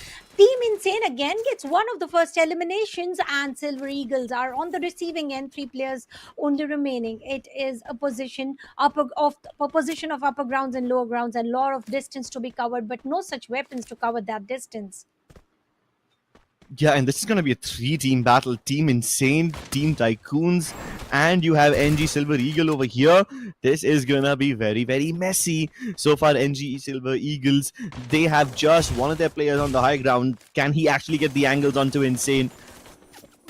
They might not be able to do this. Silver Eagles, having lost that high ground advantage, Ayush has now dropped down, and he can try to get angles on Salu, but at the same time, Salu has the backup of hackers, so in case they form up together, they can probably isolate Somi. Yes, that's exactly what they're doing. They're going to invade his tent. Somi found and knocked. That's going to be an unavengable death. And Silver Eagle, they also lose one. Insane Esports, they might have an angle, but nope, it's Amin who surprises Salu. That's another confirmation. All three of these teams have lost 1-1 player at the very least. And even before you could have completed the sentence, they all have been Who was revived. plugged in. Yeah. They all Yeah. got revived. That was pretty quick. Look at the perfection of the split, but Chrono being deployed and everything was denied that was coming in from the side of Team Insane. Amin gets a triple on his name, and he also has a vision for one more player left on the side of Silver Eagles. Jord will be the man, and it is a 1v2 rush coming in. One above, one above the fossils. Use the height advantage right on time, right on definite position, using the inhalers and trying to get another one as well. Before he could go for the other one, he made sure to secure that point, and he's going to rush in. He had his Oscar equipped, and it is all about the plug him in. The cocoon was something that he was safe for. Did he plug on time? Yeah, indeed, he did. He did. Wow. He's like, you can have me, but you will never have my teammates. I will lay my life down for you, my friend. Go ahead, Flash. I will gladly sacrifice myself. I mean, that was the best play Amin could have made over there. He overstayed his welcome, but he got 3 eliminations before he was finished off, and he managed to revive Flash before he died. So I think that's the best that he could have done in that kind of a situation. But now take a look at that. Because Silver Eagle have left Jord behind in Mammoth, the remaining members of Team Tycoons are going to land on him. So once again, Team Tycoons going for a 2-2 split. 2 of these guys are going to fight Ayush by himself. But I think that the second player who was supposed to be with Hitman has kind of gone away from here. So now it's just a 1v1. Both the players use their time turners. The grenade just bounces right off of him. He jumps into the time turner. And now he sees 2 players. Hitman's like, nope, I'm out of here. There's way too many people that I can shoot. Flash, he loses his life. Almost gets revived back up. 180. The flick shot, not enough. The P90 does better. And the DPS is just too much. Silver Eagle are somewhat recovering. But the moment Hitman gets finished off, Flash revives him again. And now again, it's just a battle for these vending machines. Who's going to be able to control these vending machines? That's the only thing that will dictate the course of this entire southern periphery of the circle between the maze and Mammoth. That's all that's going on. Well, for me, the question arises, which bank are they using to get these sort of token points immediately? How many tokens have they equipped already? But before we go further with the questions, whoa, what a shot coming in from the side of Jord, a spray, and very low on HP. He's going to get a heal from his teammate, and here we go. No way. Here comes the exchange. Amin is going to shut down Jord. It was supposed to be the other way around. And here we go. Team SHU picking up fight against one of the strongest team in the lobby. Team non-stop game. 3 players down and eliminated. Sure, the legacy continues and the players are going to get resurrected, but it was a good push on the grounds of Refinery. Yeah, finally SHUL claiming that area for themselves, kicking Car 98 out because they had been sitting kind of uncontested on Refinery for a long time now. Meanwhile, the battle at Mammoth rages on, and you know for a fact Team Tycoons are not gonna back out. Take a look at that. Sid trying to get up with that grappling gun will be shot down by Gopu, and that was a misgrapple. That will backfire on him. Can Ayush now hold his own? Because Ayush, he's isolated, but he's definitely not alone. He knows his teammates can just get him back online if he dies over here. But in the process of trying to focus on Ayush, Team Tycoons had kind of split apart. Now they're just going to let him go and regroup together in Mammoth. So it's a peaceful day. They both call it quits. Running low on resources, they decide to not overextend. Meanwhile, while Ayush might just be able to escape from Team Tycoons, his teammates might just get into another battle against Car 98 because now they've been shoved into the maze. Now, on the completely other end of the map, Stonebridge, you got Hind versus Insane Esports, which is kind of weird because I believe Revenant started fighting Hind Esports first, but now they're out, and Insane Esports are here. Using the dash, he doesn't know where his opponent went. Abhay just walking right past him, bamboozling Avijit. And here we go. Again, it's going to be broken houses, and Team Insane try to go ahead, grab some elimination points. It's not going to be any easier. As soon as I say that, Jaguar being spotted, and he will be taken down as well. What a perfect timing and a team support. This is all you want. One player all the way on the different angle, giving some good shots, good damage, and then comes the rusher of the team, rushing in and grabbing those elimination points. 6 points for Team Insane on the grounds of Stone Ridge. A good one, indeed, a very, very good one, where the advantage was supposed to be on the side of Team Hint. They were squad strong. They were pushing in. They were trying to do on the better side. Indeed, they got the tables turned pretty quickly, where they ended up on the receiving end, and still they haven't been eliminated. It was a split of 1:3, so sure they'll be back Yeah. in. Look at Refinery. Look at Refinery. Team SHUL, 2 towers. It's a game of split. 2 towers being contested by Divine and Arsh. The tower on the lower end by Likhi, and the center totally contested by Marvel. They are playing it at a lot of distance. There's no revival point hopping in if at all anybody is spotted down. Meanwhile, they also have eyes on Reckoning Esports towards their north. 1+ God's Reign just on the edge of that cliff, trying to climb up, but I think they will much rather hold that ridge. They will have plenty of lines of sight onto any team coming in from Bayfront from that spot. So Refinery is starting to get more and more populated. The real estate getting scarce, as most teams will eventually gravitate towards this spot. It's a pretty central shift of the circle for now. So all the other teams who are on the periphery don't need to worry too much about getting kept. There's plenty of room in the circle for now. That is if you manage to make it inside. Vasista Esports making it difficult for Kar98 to come inside because they're trying to gatekeep them, but Kar98 have plenty of options. Flying away, Botgod, Harsh have only left Soul behind, who will most likely join them if he doesn't run out of glue walls first. He can't take that jump pad. He's going to have to walk across. And there's plenty of good covering fire from Botgod and Harsh, so I think he should be fine. But Swaroop tries to chase. This might just be a little over-ambitious. He might have bitten off a bit more than he can chew. He covers the distance between himself and Soul, using the healing drone to get himself back up on full health. But once again, trying to pre-fire won't really net him any advantage. He's now managed to close in the distance, which forces Kar98 to go across, leave Soul behind as the lone straggler over here. 1-3 split. Can Soul win? Yes, he wins one fight, but instantly gets traded. And that is unfortunate because there's no opportunity to revive him now. The best that they can hope for is just plug him back in the vending machine because Kar98 still control it. And talking about Harsh, he's having a good angle since quite a while. Both the teams are not only fighting against up each other, but also with the zone damage. And here comes Botgod with the perfect shotgun connection.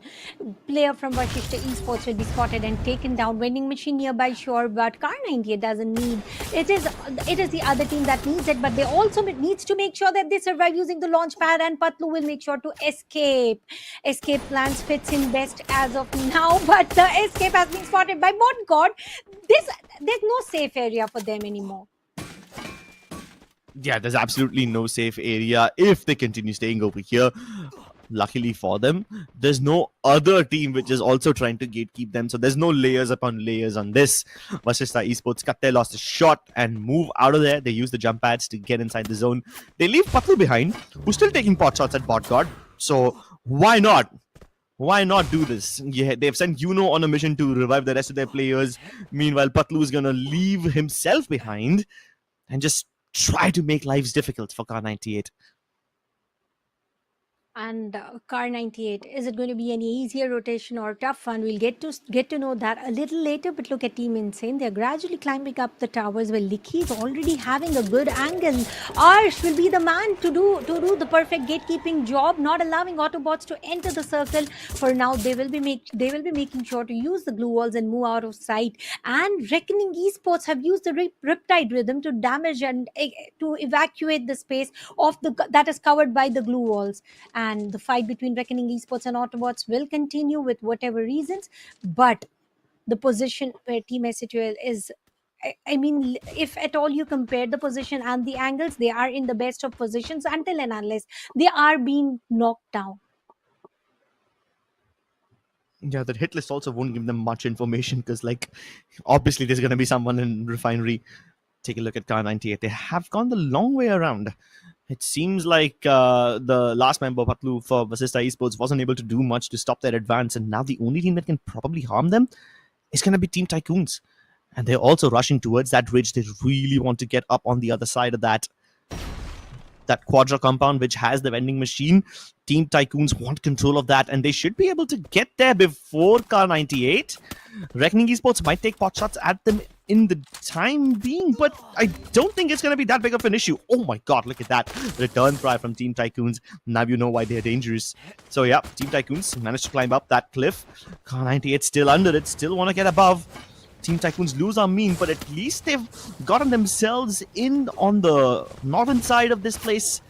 There's not in that much danger. Meanwhile, Tesla Esports also reviving their players. Harsh tries to make that mad dash, will be knocked down. Soul trying to avenge him, trying to avenge his fallen teammate, will not be able to do so. So Cut has lost a shot and tries to move up north. It's time to focus on the bigger picture. It's Reckoning Esports now who've got the zone advantage, and they should be able to get the both Team Tycoons and Car 98. So both these teams need to figure their thing out. How are they going to figure out? They do not know what is holding upstairs, and if they are able to figure that out, they might be getting some elimination points or might get eliminated. Look at the positioning coming in from the side of Team Tycoons, very near to the vending machine. They are trying to gatekeep Car 98. One of the players is tanking up all the zone damage, and he is trying to just survive for the placement points on the course. Non-Stop Gaming will also decide to enter the grounds of Refinery. Now, Reckoning Esports are coming to a position where they are at the safest spots. But Whoa. look at OP God's Reign. That was a massive launch pad being used. And also with that, the position has been compromised because they are being spotted from every different angle. Maybe from Non-Stop Gamers side, maybe from Reckoning side, and Revenant X Park are paving the way backside. They have got the information of Swaroop and Patlu as well. Patlu's tanking the zone damage, and on the course, Swaroop trying to hold him for as long as possible. But will OP God's Reign, 1+ God's Reign, allow him to survive for so long? Possibly land on the zip line. This is a blunder that was committed by Non-Stop Gamers. NG Pros, they're forced to drop down into the canyon, struggle, just trying to keep himself alive because he's getting shot by both Soul and 1+ God's Reign. 1+ God's Reign, they were right to make that move earlier on, so now they can contest this area. But on the other side, Team Insane Esports are also trying to get in over here. They might just get sandwiched between Team Hind and NG Pros. Team Insane, luckily, have avoided all the bullets of NG Pros for now because they've got bigger fish to fry. 1+ God's Reign also will be directly under SATUL, so they should be safe. But RNTX will be in so much trouble. SATUL have mad angles on RNTX, and they're going to be quite a lot of players just looking down towards them. Unless SATUL get distracted and try to shoot anyone else. Are they going to get distracted once 1+ God's Reign just beneath them? And if they use zip lines, it will be a deja vu moment, which we just witnessed, where Non-Stop Gamers struggled too bad and fell down in the canyon. Talking about Team Tycoons, they're using AC-80 for the long-range damage deliveries and also trying to get those elimination points. And not only that, they are against Car 98. They got one more elimination points on their name, and it's going to be Team SATUL using the mini launch pads, and they are trying to launch in somewhere. Where are they going to end up? Is it going to be the safe spot, or is it going to get them eliminated? And before I can say anything, Revenant X Park will be eliminated by 1+ God's Reign, and SATUL are going to land in the crosshairs of OP God's Reign, and they are trying to deliver as much damage as possible. While they move in, they have already managed to pull the triggers of the heal launch pad. Sure, it should help them to rush, to push. Yep, but now 1+ God's Reign, who are behind SATUL, have to continue fighting on as someone else's Skylar ability comes in and is responsible for the knock of Manish. Manish might just get up, but Team Insane Esports knock him back down. X-Divine loses his life, and SATUL are like, okay, maybe we can just use Insane's cover fire in our favor. Meanwhile, Team Insane Esports themselves will be eliminated. They were just too busy shooting downhill. They forgot that somebody can sneak up behind them. So that's going to be their end. Car 98 army falling. Revenant, they have already left this lobby, but Reckoning Esports might just continue from their position, which was held by them before. Marvel and Ninja locked in a 1v1. Meanwhile, Licky is in a 1v1 of his own. He manages to wipe out an entire team. So does Marvel. A triple for him. Leaves just Cropsy alive. And in that entire kerfuffle, Cropsy managed to stay hidden. 1v4. They're all pouncing upon him now. He's trying to isolate them. Won't happen. And even he's gonna bite the dust. Yet another booyah. A very, very strong finish for SATUL. 2 booyahs in a single day. Put your hands together for what could potentially be your next champions. They definitely had the strongest of position, looked powerful on the grounds of Refinery, and they were indestructible by the end of the times. And they procured a booyah which nobody could have taken. They were the center of attraction for quite a while. And that launch pad that they used, for me, it was a little off moment. I felt that they might fall off, but fortunately, they were able to land into a position which turned out to be their point of turning, where they, if at all, One Plus God's Reign would have taken them down, it would have been a different story. But they made sure that heal drone would be used first, and then they are going to rush in, which helped them a lot to win that battle. And with that battle, they were a step closer towards the booyah. Exactly. Even I was a little thrown off because they decided to jump before One Plus God's Reign did. Yeah. So they essentially kind of raced ahead of them. And towards the end of that match, I wasn't sure if I was still watching a Free Fire gun battle or if I was watching Fast and the Furious race, because everybody was just trying to race inside the zone. And SATUL, they didn't just go and take positions faster than their opponents, but they also pulled their triggers faster. So great stuff from them. Plus they landed towards that container area, so they weren't getting shot by Insane Esports. On the other hand, Insane Esports were also having the high ground for I think a good 20-30 seconds, and in those 20-30 seconds they destroyed teams like Revenant X Park, destroyed teams like One Plus God's Reign, almost finished off 2 members of SATUL as well, but then SATUL knew when to dip back in cover. And in those final moments, SATUL, because they did not expose themselves to Insane Esports, were able to get that booyah. And this is the exact moment where Sohail was struggling hard to survive, and Team SHL also lost 2 players, Divine and Arsh, while picking up fights again against other 2 teams. Talking about Sahil, he was then taken a look at Arsh. He looked pretty aggressive, and he's pointing it out that it was all about mind games, and whatever game they played was just to the perfection. And on the grounds of Kalahari, I do see that it was one of my prediction that Team SHL might go ahead and end up in the podium, but they ended up with the booyah. Number 1 position for Team SHL with a total of 27 points. NG Pros with a good difference. I wouldn't call it a closer one. With a good amount of difference, 16 points in Reckoning Esports, 15. The team to surprise me the most was Team Insane Esports. They were better than Team Tycoons. Team Insane are definitely leveling up, buckling up, and already charged enough to pick up fight against anyone and everyone on their way. And most of the times they are doing it rightly. Yeah, Team Insane Esports knew that this was a goner game. They did not have that great of a position, but in like a matter of 20 to 30 seconds, they jumped up on top of Refinery when everyone else was jumping down. And in that short span of time, they went from like 4 eliminations to 11. And that's insane, because if they did any more than 11, then even Arsh would have lost his life. And you know that Arsh survived barely by the skin of his teeth at like some 40, 50 something HP. He healed himself, hid from Team Insane. And after that, Arsh went on this elimination spree. 5 eliminations in the game in total. And he is just doing so well. MVP of this game. Responsible for getting this team the booyah. Yeah, sure, he did an amazing work, but what did other teammates did for him to outshine out of all other players? Let's have a look at the Booyah team stats. Arsh, we have already talked about. X Divine going in with the Skylar, Marvel as a Steffi, and it was a good performance coming in as well. Marvel trying to get the perfect angle and position, and Tatsuya and his rush. There's no comparison coming in at that point of time. And if we talk about the survival leaders of the entire tournament, it is going to be Cropsy from Non-Stop Gamers. He is on the number 1 position in terms of survival. And let's have a look at the total amount of stats of this particular game of Kalahari. Yep, and as you can see, Arsh, obviously being the MVP, has 2,700 damage, but one more player that you really need to pay attention to is Marvel, because I believe he also got a triple elimination in that last battle. As you know, SATUL had kind of split up. I mean, after they survived against Team Insane, they were kind of forced to split up, and that's when Marvel managed to get a double elimination, total 3 for him, and even Arsh handled the northern part of that battle. So with that split, SATUL, with individual performances, were able to get that booyah. Great performances from them both. total of 46,000 damage in this game alone, but SHUL was responsible for a majority of it. And I love this number.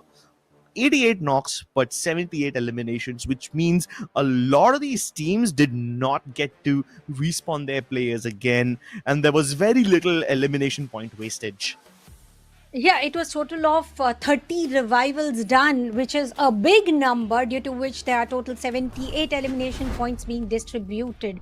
And we are going to get the last map, and it's going to be the map of Solara, newest no more, I call it. And now the perfection, now the players have got a very good hands on this map as well, and now they are not into the position where we can say it's the newest map, yet they are settling. They've all settled all the way from online qualifiers towards the league stage, and they've already managed to end on they've managed to enter the league stage week 2, and this is day number 1. Last, it's the moment of redemption for the teams who have not performed well, and for the other teams who have performed well. Sure, they have been great all day. And talking about the map of Solara, which are the teams to watch out for? I do believe Team Tycoons have to be the best team to watch out over here, because they are the only team in Group B and C who have accomplished a booyah on Solara before. Before this, the teams who've always managed to win Solara were Group A teams, so luckily they are not in this particular lobby, which opens up the pathway to other teams like NG Pros and Reckoning Esports. Now, obviously, NG Pros and Reckoning both have amazing elimination stats, so we expect them to turn this game into a high fragging affair, regardless of whether they win the booyah or not. But today we will definitely have probably a new Solara champion, because only Group A dominates this entire lobby, and they're not here, so that's going to open up a lot of spots on the map as well in terms of drop locations. Well, talking about drop locations, Riders Club will be contested by Team Vashishta Esports, Windmill, all owned by Revenant X Park, and Delta Isle will be having an early clash coming in from the side of Non-Stop Gaming as well as Reckoning Esports Team SHUL, trying to make sure that they are the only ones holding Aquarium, nobody sharing the grounds. TV Tower looks highly contested, where we do see Autobots, Team Tycoons, and one of the Team Silver Eagles very, very nearby. Bloomtown, Team Hind, and Arkway will be contested by Team K98. And look at OnePlus God's Drain all the way south on the grounds of Eco Drain. Nobody sharing the grounds. I do not understand. When Studio has got a highest amount of loot, the hub as well, nobody is looking forward to jump into the position where they get a good amount of loot, but very well spread. Flight Path should be able to deliver the best of the spreads though. Yeah, but a lot of these teams, they don't exactly follow what they say. They might say that drop spots are towards Cascadale and Riders Club, but they almost always end up going towards the hub. We know for a fact that OnePlus God's Reign always like rotating towards that hub side, and even Insane Esports, they're quite close. After they're done looting, if they don't see anyone else in the hub, they can definitely go there. So that way, Solara is very nice because of the slide tracks. People can easily traverse and get to third parties, which is why I believe the predictions for this map are going to be even harder. I, for one, have gone for the safer picks in this particular map, because Team Tycoons, NG Pros, I expect them to have high elimination games even if they don't manage to get the booyah. Yeah, and they managed to pull the triggers right in the map of Kalahari. It's a good choice, Team Tycoons, but from my end, I do believe OnePlus God's Reign are going to get an upper hand, where teams like Total Gaming, Godlike, they are non-existent, and this is the time for them to shine. Non-Stop Gamers is always going to be the common pick, but I do see, to a surprise, Vashishta Esports from both our sides, because during the previous week, Vashishta Esports against Group C, they managed to do something out of the box, and they were the ones who ended up on position number 1. So this is the exact way I want them to end the day, so that they start with the same sort of consistency or the positive mindset that they end up with. So Vashishta Esports sure stands in the top 3 on the map of Solara. Exactly, and this is like one of their best maps, because on the other maps they've got an average of anywhere between 10 to 15 eliminations, but on Solara they have 20 plus eliminations. So that's exactly why I believe Vasista is going to be able to do well on this map, if not anything else. But will that come true? Will our predictions even mean anything? We will find out very soon as we hop into Solara, the last game of the day, and it's gonna be quite an important game because, as you know, at the end of this week we will be crowning those 8 teams who will join us in the CS mode. So the race to get to that extra class squad mode tournament, the race to unlock that extra part of the prize pool is on.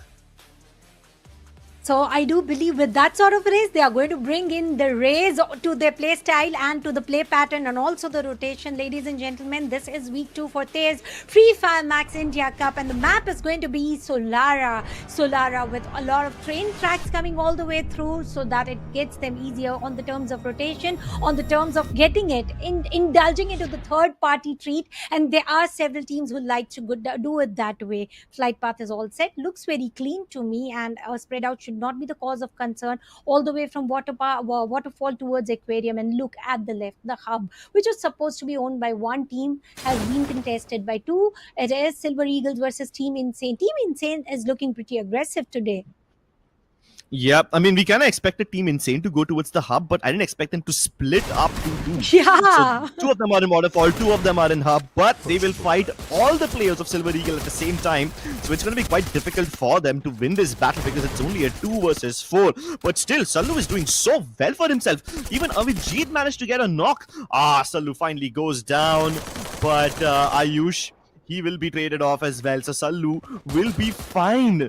Even though it's a 2v4 battle, Team Insane are able to win against Silver Eagles. And now just one player of Silver Eagle remains. Will he be able to survive, or is it going to be an early elimination, early goodbye for Group B versus C for the team of Silver Eagles? Coming towards this particular fight, Team Hind against Reckoning, and they both have information. What are they going to end up with this sort of information? So on with the Woodpecker trying to pick up in a long range fight, whereas Ronith is already starting to go close in with XM8, a good AR that he's already possessing, and for the close range he has got Uzi starting with the throwables. Abhay, realizing the threat is real, is going to step down. He's trying to go away through the stairs, but is he going to go away from the crosshairs as well? Yes, it was a long run. He ran a marathon to save himself, but he won't be surviving there. Reckoning are going to hunt them down, and here we go. Oh my god. One of the players is down and out. Yeah, but Ninja has way too much on his plate. Yeah, he just gets completely overwhelmed. That Bison in Sid's hands is just too much to deal with. And they don't have Tiva, so the reses are gonna be even longer, but they still managed to get both are back up on his feet. Even Ninja will be revived. Reckoning Esports doing really well for themselves. Anji Silver Eagles, though, they're gonna be hunted down, and they started fighting near the hub. They will finally be finished off, so that is down to 11 teams. The last man was taken down by Team Hind. The team to play a little passive has also made sure to now bring in whatever the best that they have. They did not have a good start for week 1. Again, they are very consistent about it. But right now, Car98 being consistent about their firepower will be able to take down one more player. And look at this fight! Whoa! Slide fight! This is for the first time I'm witnessing this sort of glide, and pick up fight and get those elimination points coming in from the side of Team Insane. And talking about Team Insane, they always bring in some gameplays which are unexpected. Oh my goodness, Skitty God almost had that knock. Tries to get away, Yuno finds him, and there's no rescue for him. Luis decides to cut his losses short. They are not in a position to pick up a fight against Vasista Esports here. They did not even know they were present in this spot. But Ludo, he finds Luis midair. Now, at least Luis is in a position where he can get revived by Vulvin, but Vasista are closing the gap. Patlu is trying to find him, and Yuno uses the slide track, almost gets Vulvin. Vulvin steps onto the slide track himself. Will they continue chasing him? Meanwhile, Reckoning Esports, on the other hand, have gotten into another fight against Vasista, so that's a completely different fight also happening, but Yuno going all the way ahead, using the double glue wall. He finds that knock. Nice conversion. Vasista Esports on the verge of a comeback. They are kind of bullying the tabletoppers over here. This is the team that you're talking about, that for the last map you have to make sure you take down the teams who are ruling the charts, and right now they are doing it very nicely. Vashishta Esports, and I really like the way they are picking up fights on the gliders. And talking about Team Tycoons, one elimination point already procured, and they are aware about the position of Hacker over here, delivering a lot of damage, and also OP God's Reign sharing the grounds. Before we can talk about anything else, Salu will be spotted, will be predated by the Predator himself, and 10 teams still surviving. UAV deployed to a lot of information on the grounds of Studio.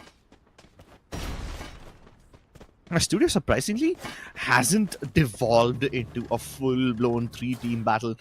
So things are still pretty calm over here. Gopu, Flash, these two players already get up on top of the roof. Meanwhile, the rest of them are going to follow up on foot. 1+ God's Reign, abandon the taller building. They go in for the smaller compounds instead. Predator finds a nice shot onto Hitman. Nice confirmation as well. And that's a nice area that he found. Angles, they are available for Team Tycoons as well. And Windsmoke finally goes down. And they're like, yeah, you're not the only ones who can have a nice off angle. Luckily, the vending machine is still pretty much in control of the OPGR team. So they can plug their fallen player back in. Windsmoke, super revived, will drop down with a P90. But now the question is, where's he going to drop down? Certainly can't drop down on the roof that Team Tycoons are holding. Oh, Kaushik, he was just waiting for Gopu to come a little too close to the edge so he can try to shoot him. But he's now found angles onto Amin. He knows that he's present, trying to pick up the nades. Manish goes in, but behind Manish comes in Flash, so he gets trapped over there, and they lured him into that trap so bloody well. Windsmoke tries to fire from afar, finds Manish, but Predator on top is not able to finish off Flash before he dips back in cover. And now Flash has Diva, so he can instantly go in and try the res. Wait, does he have Diva or not? This is taking too long. He might not. That's a slow res, and that's way too much utility landing on top of them. They dip back outside the zone in cover, hoping that Predator is discouraged from chasing them. Gopu's found an angle onto Predator, so now he's in too much trouble. And Team Tycoons found the moment that they needed to recover. They bought themselves enough time to not only dodge that particular fight, but also to make sure that they revived and had created an escape plan. Predator now choked on the in the shrink in the blue zone, tanking up a lot of zone damage. Same comes for Team Tycoons. There's no way he's going to be able to keep that gatekeeping stuff, even with the ACAT being possessed. Team Tycoons are going to pave their way, enter towards the circle. He might get 1 or 2 knocks, but not the confirmation, because it's going to be a spray coming in from 4 different players from 4 different locations. But before I talk about it, it's the fight of the upper ground and lower ground altogether. Team Tycoons versus Team OP God's Reign. Who is going to win this duel? Vending machine is something that they're fighting for. And before I could end something more, Team Tycoons again landing up on the U-turn towards the blue zone, towards the shrink. And there's going to be a monster trap being involved. Run them down, and Gopu knocks him down with a shotgun. Which was a good, it was a good attempt. You wouldn't deny that, right? It was a good attempt, but it felt too personal. Like, Team Tycoons were in a pretty good spot in the zone, not taking any blue damage, and it's just one guy from 1+ God's Reign, and it's not like if you eliminate him, you're gonna eliminate the team. No, it's just one dude who's most likely gonna get revived the moment he gets finished off. So they're like, you know what? Let's all go him. Let's full confirm that elimination, get that 1 point. It felt too personal, man. Predator was like hard targeted over there. But that's okay. His teammates had already escaped, and he had kind of made peace with his death. He knew that there's no escape for me. Most likely, the best way for me to rejoin my team is to just land on top of them. Vending machine or a recall tower. So all is well that ends well. And one extra elimination point for Team Tycoons. Why not? They kind of need it. They really want that top spot. They want to steal it away from the rest of them. Well, talking about Team Tycoons, this totally shows how important that particular 1 point is, that they are ready to take a U-turn, tank up a lot of damage, and grab that elimination point. Not so clean, yet to entertaining for us, for the viewers, and for them it was an entire 1 point. And Team Car 98, they are on the good rooftops, not sharing the grounds with anyone. They've got a handy vending machines as well, and no tokens to work out with, at least not in the hands of Car 98 Soul. ACAT is the weapon. Team SHUL is in a compact compound. Throwables might do the deal for them. If at all they are being spotted, they might be taken down from the side of non-stop gamers as well as Autobots if they decide to move out of that compound and towards the center of the circle. But to me, the most hyperactive team right now is as if they had a lot of caffeine right now. Team Insane. Look at the movement they are making, and they are just rushing here, there, left, right, everywhere to get the reads or to just get those elimination points procured.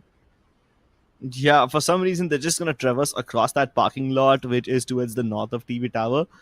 This should be a nice enough position which puts them in spitting distance of OnePlus God's Reign. And OnePlus God's Reign had like the best position for a few moments, but now they're kind of on the edge, so they will most likely have to reposition if it's a central shift. And oh, yep, there you go, it is a central shift. Who's in the center now? It's K98 Army. Good decision. Meanwhile, SATUL also, that compact compound you spoke about, it's gonna keep them centered, cramped inside that central compact compound. Wow, that could be a tongue twister right there. And well, we can also, I mean, if we have a look at Team SHUL right now, they are in a good position for sure. But if we talk about the perfect positioning of Team SHUL's revival leader, we have to talk about Licky. He stands in top 5. Licky has managed to revive 14 times. He is the revival leader on the 5th position of the overall reviving leaderboard. And let's see if at all there's any knock. Does he get any does he stand any chance to revive? Talking about overall scorecard, non-stop gamers, the NG pros are looking very, very promising, and there's no looking back from there to 77 points already, and they might hit a 300 marker if they get 23 points over here. Oh, you can see Windsmoke tempting to take that shot. It's calling out his name, it's beckoning him, but he will hold on for the time being, waiting for the right moment to pull the trigger, and now he finally does. Ronet will get also pushed by Manish from the right-hand side. That was targeted, but he manages to get away. How on earth did Ronet stay alive over there? That is ridiculous. Just flies back to safety. So Han and Ninja providing cover fire. But wait, Ronet gets shot by K98 Army. That was out of the syllabus. He wasn't expecting that. He thought that only OnePlus God's Reign is going to be pushing him. And now Wota is trapped behind these tents, hoping to fight this 1v2. Oh my goodness. What did we just miss? Vasita Esports completely wiped out by Autobots? That's ridiculous, but we'll talk about that some other time. OnePlus God's Reign are disengaging. They do not want to continue pushing into Reckoning Esports. Instead, they're running away alongside the zone periphery into straight... Wait, they might just head into Team Insane's rosters if they continue down this path. And Team Insane, they've already got their hands full. They were busy trying to gatekeep Team Tycoons, and now they see OnePlus God's Reign coming from the other side, and they're like, guys, it's time to start panicking. We might just get crunched between these two teams. So they focus all their attention towards OnePlus God's Reign. So Han, on the other hand, he's not making things easy for K98 Army. But Team Insane, now take a look at them. That split is good. RNS and Hacker park their vehicle near the bus, and that is going to create a makeshift compound for them. They have some hard cover, but things just get worse. If OnePlus God's Reign was not out, now even Reckoning are bearing down on them. Oh my god, it's like shooting at fish in a barrel. These guys are cornered over here. There's no way they can survive this one now. Not even glue walls are going to save them. The cover of the car is also down. It has blasted already. Well, they managed to revive somehow. They're going to get the cover off. They get the cover off the bus over here. And over here, Sadhu is on the elimination leaderboard with a total of 6 eliminations on his name. Gopu getting some points against non-stop gamers, 2 players down and out. Look at Reckoning Esports, 5 eliminations and perfect position to gatekeep Team K98. 9 teams within such a tiny circle, which is going to be way more chaotic. And here comes Launchpad. This was a big risk that they took, and I don't think this is going to be rewarding at all. One player getting eliminated on the crosshairs of Sallu, and he is using Om. Ronit will also be punished, and Kaushik, the last man standing for OnePlus God's Reign. Oh, Kaushik just has to stay alive and hope that he can out-heal the zone and get his team a couple of more placement points, because he's not moving out of there. Insane Esports made a mad dash towards Reckoning, and now they must defend their spot. They worked so hard to just close in the gap between them and Reckoning. They can't afford to be eliminated now. Vota trying to find these players, but they're right underneath them. And Reckoning also can't go out of their way to shoot at Team Insane because then they will be exposing themselves to others. Finally, one plus God's Rainfall, they will bleed out to the zone, but Reckoning Esports, they finally corner Insane Esports and eliminate them as well. Manu hoping to find his 1v1 against S8UL, but he's getting cornered inside this maze of glue walls. Marvel will choke him out, and NG Pros are out of this game. S8UL have a good spot for the time being, but the best position belongs to Car98. Car 98, will this position bring them the best out of this game, which is all about Booyah, because they are again constricted. They cannot move out of it. Whereas talking about Autobots, sure, they can take a rotation, and it is all about 3 throwables to connect within the small compound, or maybe a small it is a small station where they can make sure to get those elimination points. And before that, Team Tycoons will be spotted by Car 98, and they will make sure to eliminate. We come down to total of 4 surviving teams: Autobots, Reckoning Esports, Car 98, and Team SHUL. For me, Car 98 definitely looking healthy enough to pick up the fight. As soon as I say that Sohan is going to equalize, it's a 3v3 for Autobots and Car 98, and same goes for Soul. Yeah. Yep, the team that's kind of screwed over here is Reckoning Esports, because they will have to start moving first, and they will have to not only move through Car 98 army, but also through Autobots, because Autobots and Car 98 are kind of sharing this high-low position, and Sohan is just holding on to dear life. Voda will not be able to revive him. Voda has no hope. He can only hope that he dashes to safety and nobody else looks at him. And he will most likely get out, but there could be a savior over here. Autobots move ahead and they focus on Car 98 army as well. So while Reckoning Esports do die, it's not at the hands of Car 98. It's Autobots who end up stealing away those points from them. And S8UL are just still holding on. They're chilling at the bottom of this hill. They know that eventually Autobots will have to come close to them. And now Autobots from up top are raining down the nades. The Skylar ability forces Mayank and Sohail to close in the distance. Mayank pulls out the grenade launcher, but is blocked by those time turners. Licky and Divine try to establish crossfire, but Divine goes down. Marvel locked in a 1v1, misses his shotgun bullet against Mayank, and Mayank with the Uzi will wipe this fight out. Mayank with a double elimination. He puts S8UL down to sleep, and it's just them and Car 98 army. Car 98 have a lovely 2-2 split. Take a look at that. They're on 2 different edges. S8UL have an out, but Soul is bearing down on them from top. Sid on the bottom, Soul on top. They both establish a lovely crossfire which traps Mayank in a corner. He's hoping that the grenade launcher can dig him out of this precarious spot, and it does! Switches over to the rifle, connects that shot. 1v1, Mayank versus Sid. Can he finally win this out? Sid might just get a second booyah for his team today. They both exchange bullets, but it's a UMP battle. Can he win with the Bison versus Mac 10? No, Mayank gets the jump. Uzi comes out on top. Brilliant stuff. And Car 98 almost had this in the bag, but Autobots come through. Autobots' last man definitely looked inimical over there, just going in, using the Uzi and shutting the last man standing coming in from the side of Team Car 98. You know, the best of the plays coming in for this particular top 3 teams. Car 98 not pushing in. Team SHUL versus Team Autobots went in for quite a while, and then Team SHUL gets eliminated, and then it was all about a 1v1 situation, and the last man from Autobots delivered the final blow in the perfect pattern. Other player definitely trying to go in, heal himself up, but he made sure to just push in, and all he had to do was deliver a little bit of damage with that Uzi, and he did it finely, clearly, and it was a perfect approach to end the day. And on this map of Solara, Autobots taking away the booyah, where the chances should have been for Team SHUL, but tables do turn by the end of the day, which we mentioned, and none of us our predictions are going right in this particular map of Solara, which doesn't make me happy, but yes, I was super entertained.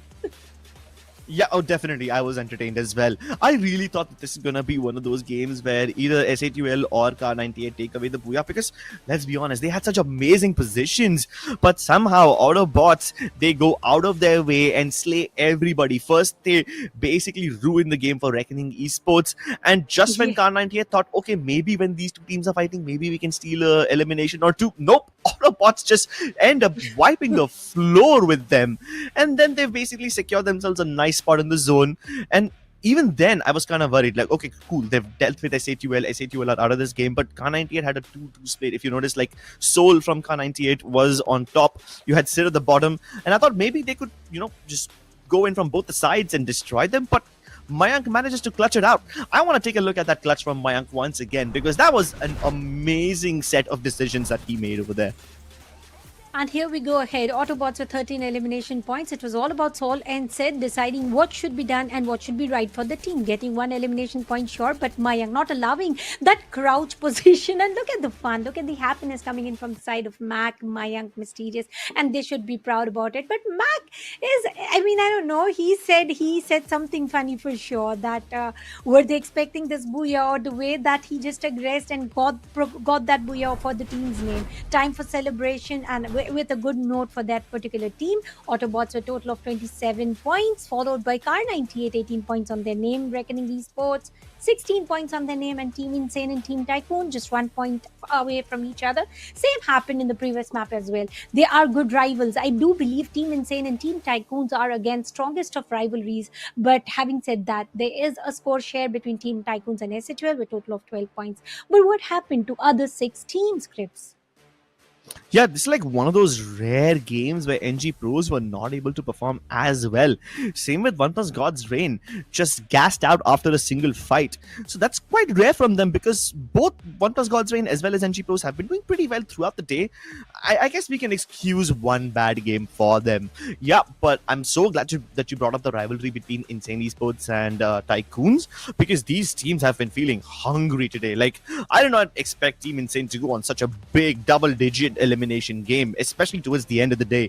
But NG pros, while the last game of Solara might not have been nice for them, they score almost 100 points just today. Like, they were already leading with approximately 199 points before the day even began, and now they have 98 more to add over there. They are so close to that 300 marker. NG Pros, SHL just 1 point away from each other. A good competition coming in from side of Team SHL, which was lacking a lot in the previous week. And now they have finally buckled up, charged themselves strongly. Reckoning Esports also made sure to have a step up. Car98 still holding the position. They are well cemented in the podium. OnePlus God's Reign getting a downshift there. And talking about Team Hind, NG Silver Eagle, Team Tycoons. Sure, they're not being spotted in top 3, but the fight that they have taken, they are still in our minds. But what about the MVP stats right now? That is somewhere my eyes are always out for, and I'll be eyeing out furthermore. Who is going to be the MVP for this particular map of Solara? It is Autobots Mayank with 7 big elimination points and 2 assists. Yep, big game from Mayank. I mean, don't be fooled by the weapon that is shown over here. He used that he used that Uzi actually to just completely decimate that last circle. Got so many clutches with that Uzi. It's ridiculous. Obviously, having Alvaro equipped along with Beaston helps him lob a lot of nades as well. He's using the Chrono 2 along with the Maro, so he can have a little bit of control over the long range as well as the close grenading range, basically using a mix of all abilities over here. So that's great from Mayank. But if you look at his team's composition, it is also pretty evenly spread out, because while this guy has Maro equipped so that he can snipe out a little, he's not the dedicated sniper of the team. That's Mac. He's got Maro, Rafael, as well as Moko. So that's going to be the standard sniper of the team. And he also dished out quite a lot of damage in this game. Yeah, he definitely did. It was a good, strong team support, which was a major miss all throughout the day. They definitely approached some fights, but they couldn't end up exactly as they had to. And talking about the stats, we have already mentioned Mayank as an MVP, but Mysterious with 1 elimination points on his name, Mac 4, and 3 coming in from side of Sohail. But look at the assists. Assists all the way from Autobot Sohail. 8. I mean, it's massive, isn't it? You deliver a lot of damage, and then you do the best work for your team as well. And at the end of the day, your team procures the booyah. What else do you want from your team? And Sohail was just right every single aspect. This was a ridiculous game from Autobots. I mean, they really needed these points, and now they've finally gotten it. But overall as well, this was a very nice game to end the day on. 69 eliminations, but 97 knocks, which kind of means that a lot of these players were able to rescue their fallen teammates and use those glue walls to get fast reses back up. And that's exactly why this game was so entertaining as well, with a total damage of 48,390. And longest elimination distance still stands in the hands of Revenant Experts Black with total of 162 kill distance, and this is 125 meters, which doesn't even stand for top 5 maximum elimination distance. And let's also have a look at the overall scorecard about which team is holding what position. By the start of the day, we did see Team Total Gaming on number 1 position, and let's see if that is going to be bring in any change of today's day, as Team Total Gaming was not the part. And yes, it is going to bring a lot of change, where NG Pros will be the leaders here with a total of 284 points, trailing back Reckoning Esports with 243, Car 98 Army sure did not have a very strong day, but strong enough to end the day in the podium. Yeah, I'm also quite proud of the amount of progress that Team Tycoons made, climbing up towards that 196 points at the 9th place, but they still haven't managed to overtake Total Gaming, who haven't even played as many games as them. So I'm guessing Total Gaming can once again reclaim that top spot when they play tomorrow. Meanwhile, all the other teams who were still playing today and haven't been able to establish all that much remain to be NG Silver Eagles and Team Hind.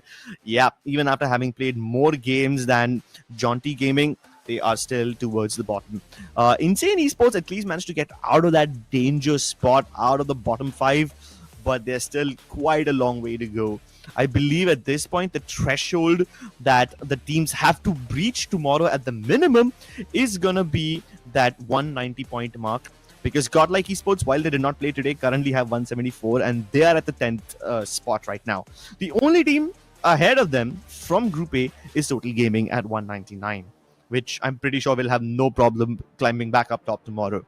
So yeah, this is just the end of day 1, but we still have 2 more intense days of Free Fire Max matches across this weekend. So yeah, you guys are in for a damn good entertaining weekend.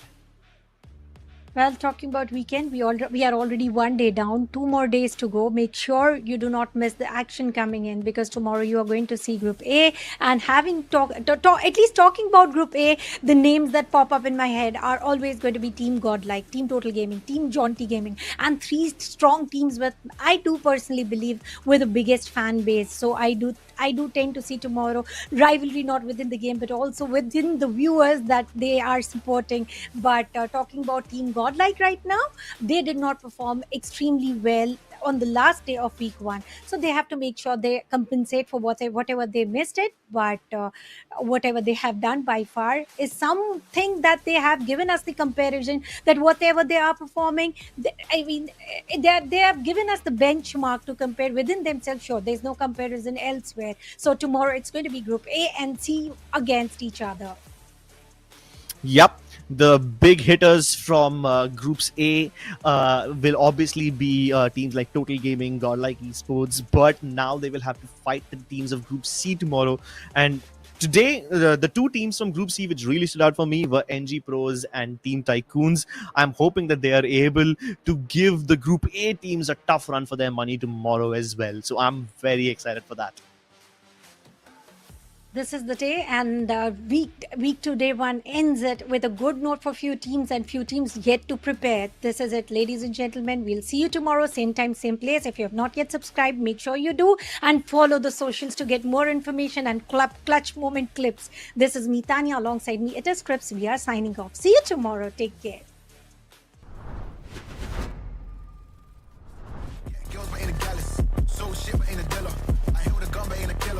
Can I keep it any realer? Yeah, girls, but ain't a gallus. So shit, but ain't a dealer. I held a gun, but ain't a killer. Can I keep it any realer? Nah. Old man, old school, young jam, all black, MZ, still screaming out that chain gang, whole gang. Old man, old school, young jam, all black, MZ.